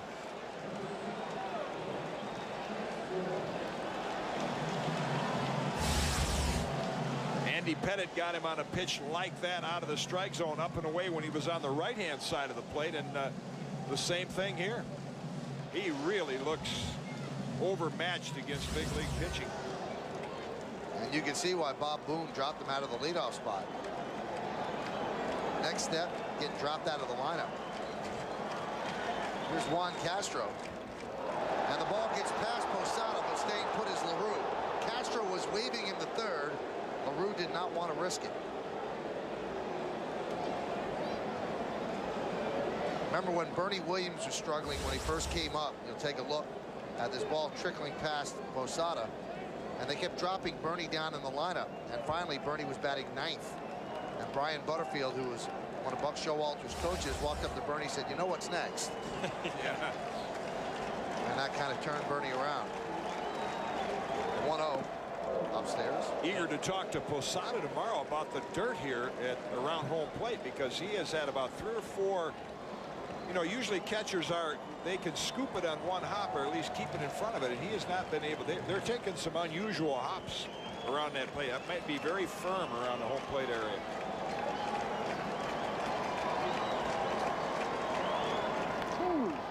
Punched out down the right field line. Giving it a look is Mondesi, but it's out of play.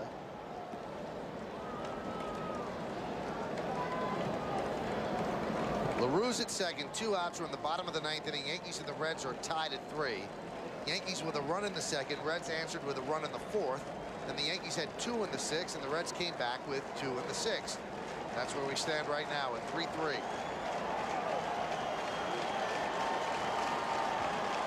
The 2-1. Punches it out toward first base. Fair ball. Past the diving Giambi. Here comes LaRue. He'll score, and the Reds win the game. A base hit just past a diving Giambi inside the first baseline by Juan Castro, and the Reds beat the Yankees in the series opener by a score of 4-3.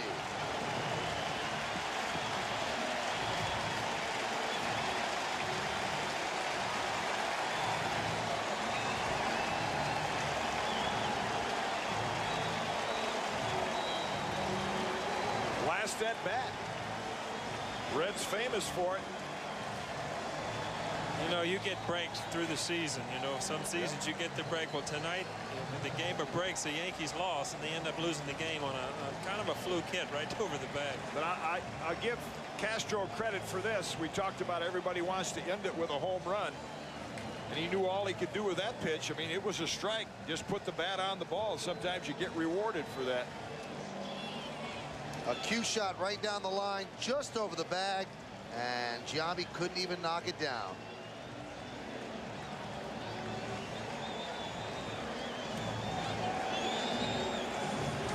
Goes back to just when you're not playing good baseball, every mistake you make defensively shows up, and that's what happened tonight, going back to the potential double play ball that Soriano couldn't get out of his glove, and then the wild pitch and Pettit's throw to first base. When things are going your way and you score 6-7 runs, those all get lost in the box score, but not right now. Every mistake is showing up, and some of the weaknesses of the Yankees are showing up. Boy, this is postseason atmosphere for the Reds right here. An elated bunch of Cincinnati Reds as they start off their interleague set with a win over the New York Yankees. So Juan Castro with the big base hit. A wasted performance by Andy Pettitte, who pitched very well over 7 innings. But the Yankee bullpen gave up a run in the bottom of the 9th inning. Yankees lose 4-3. We'll come back and wrap it up and then lead you to the postgame.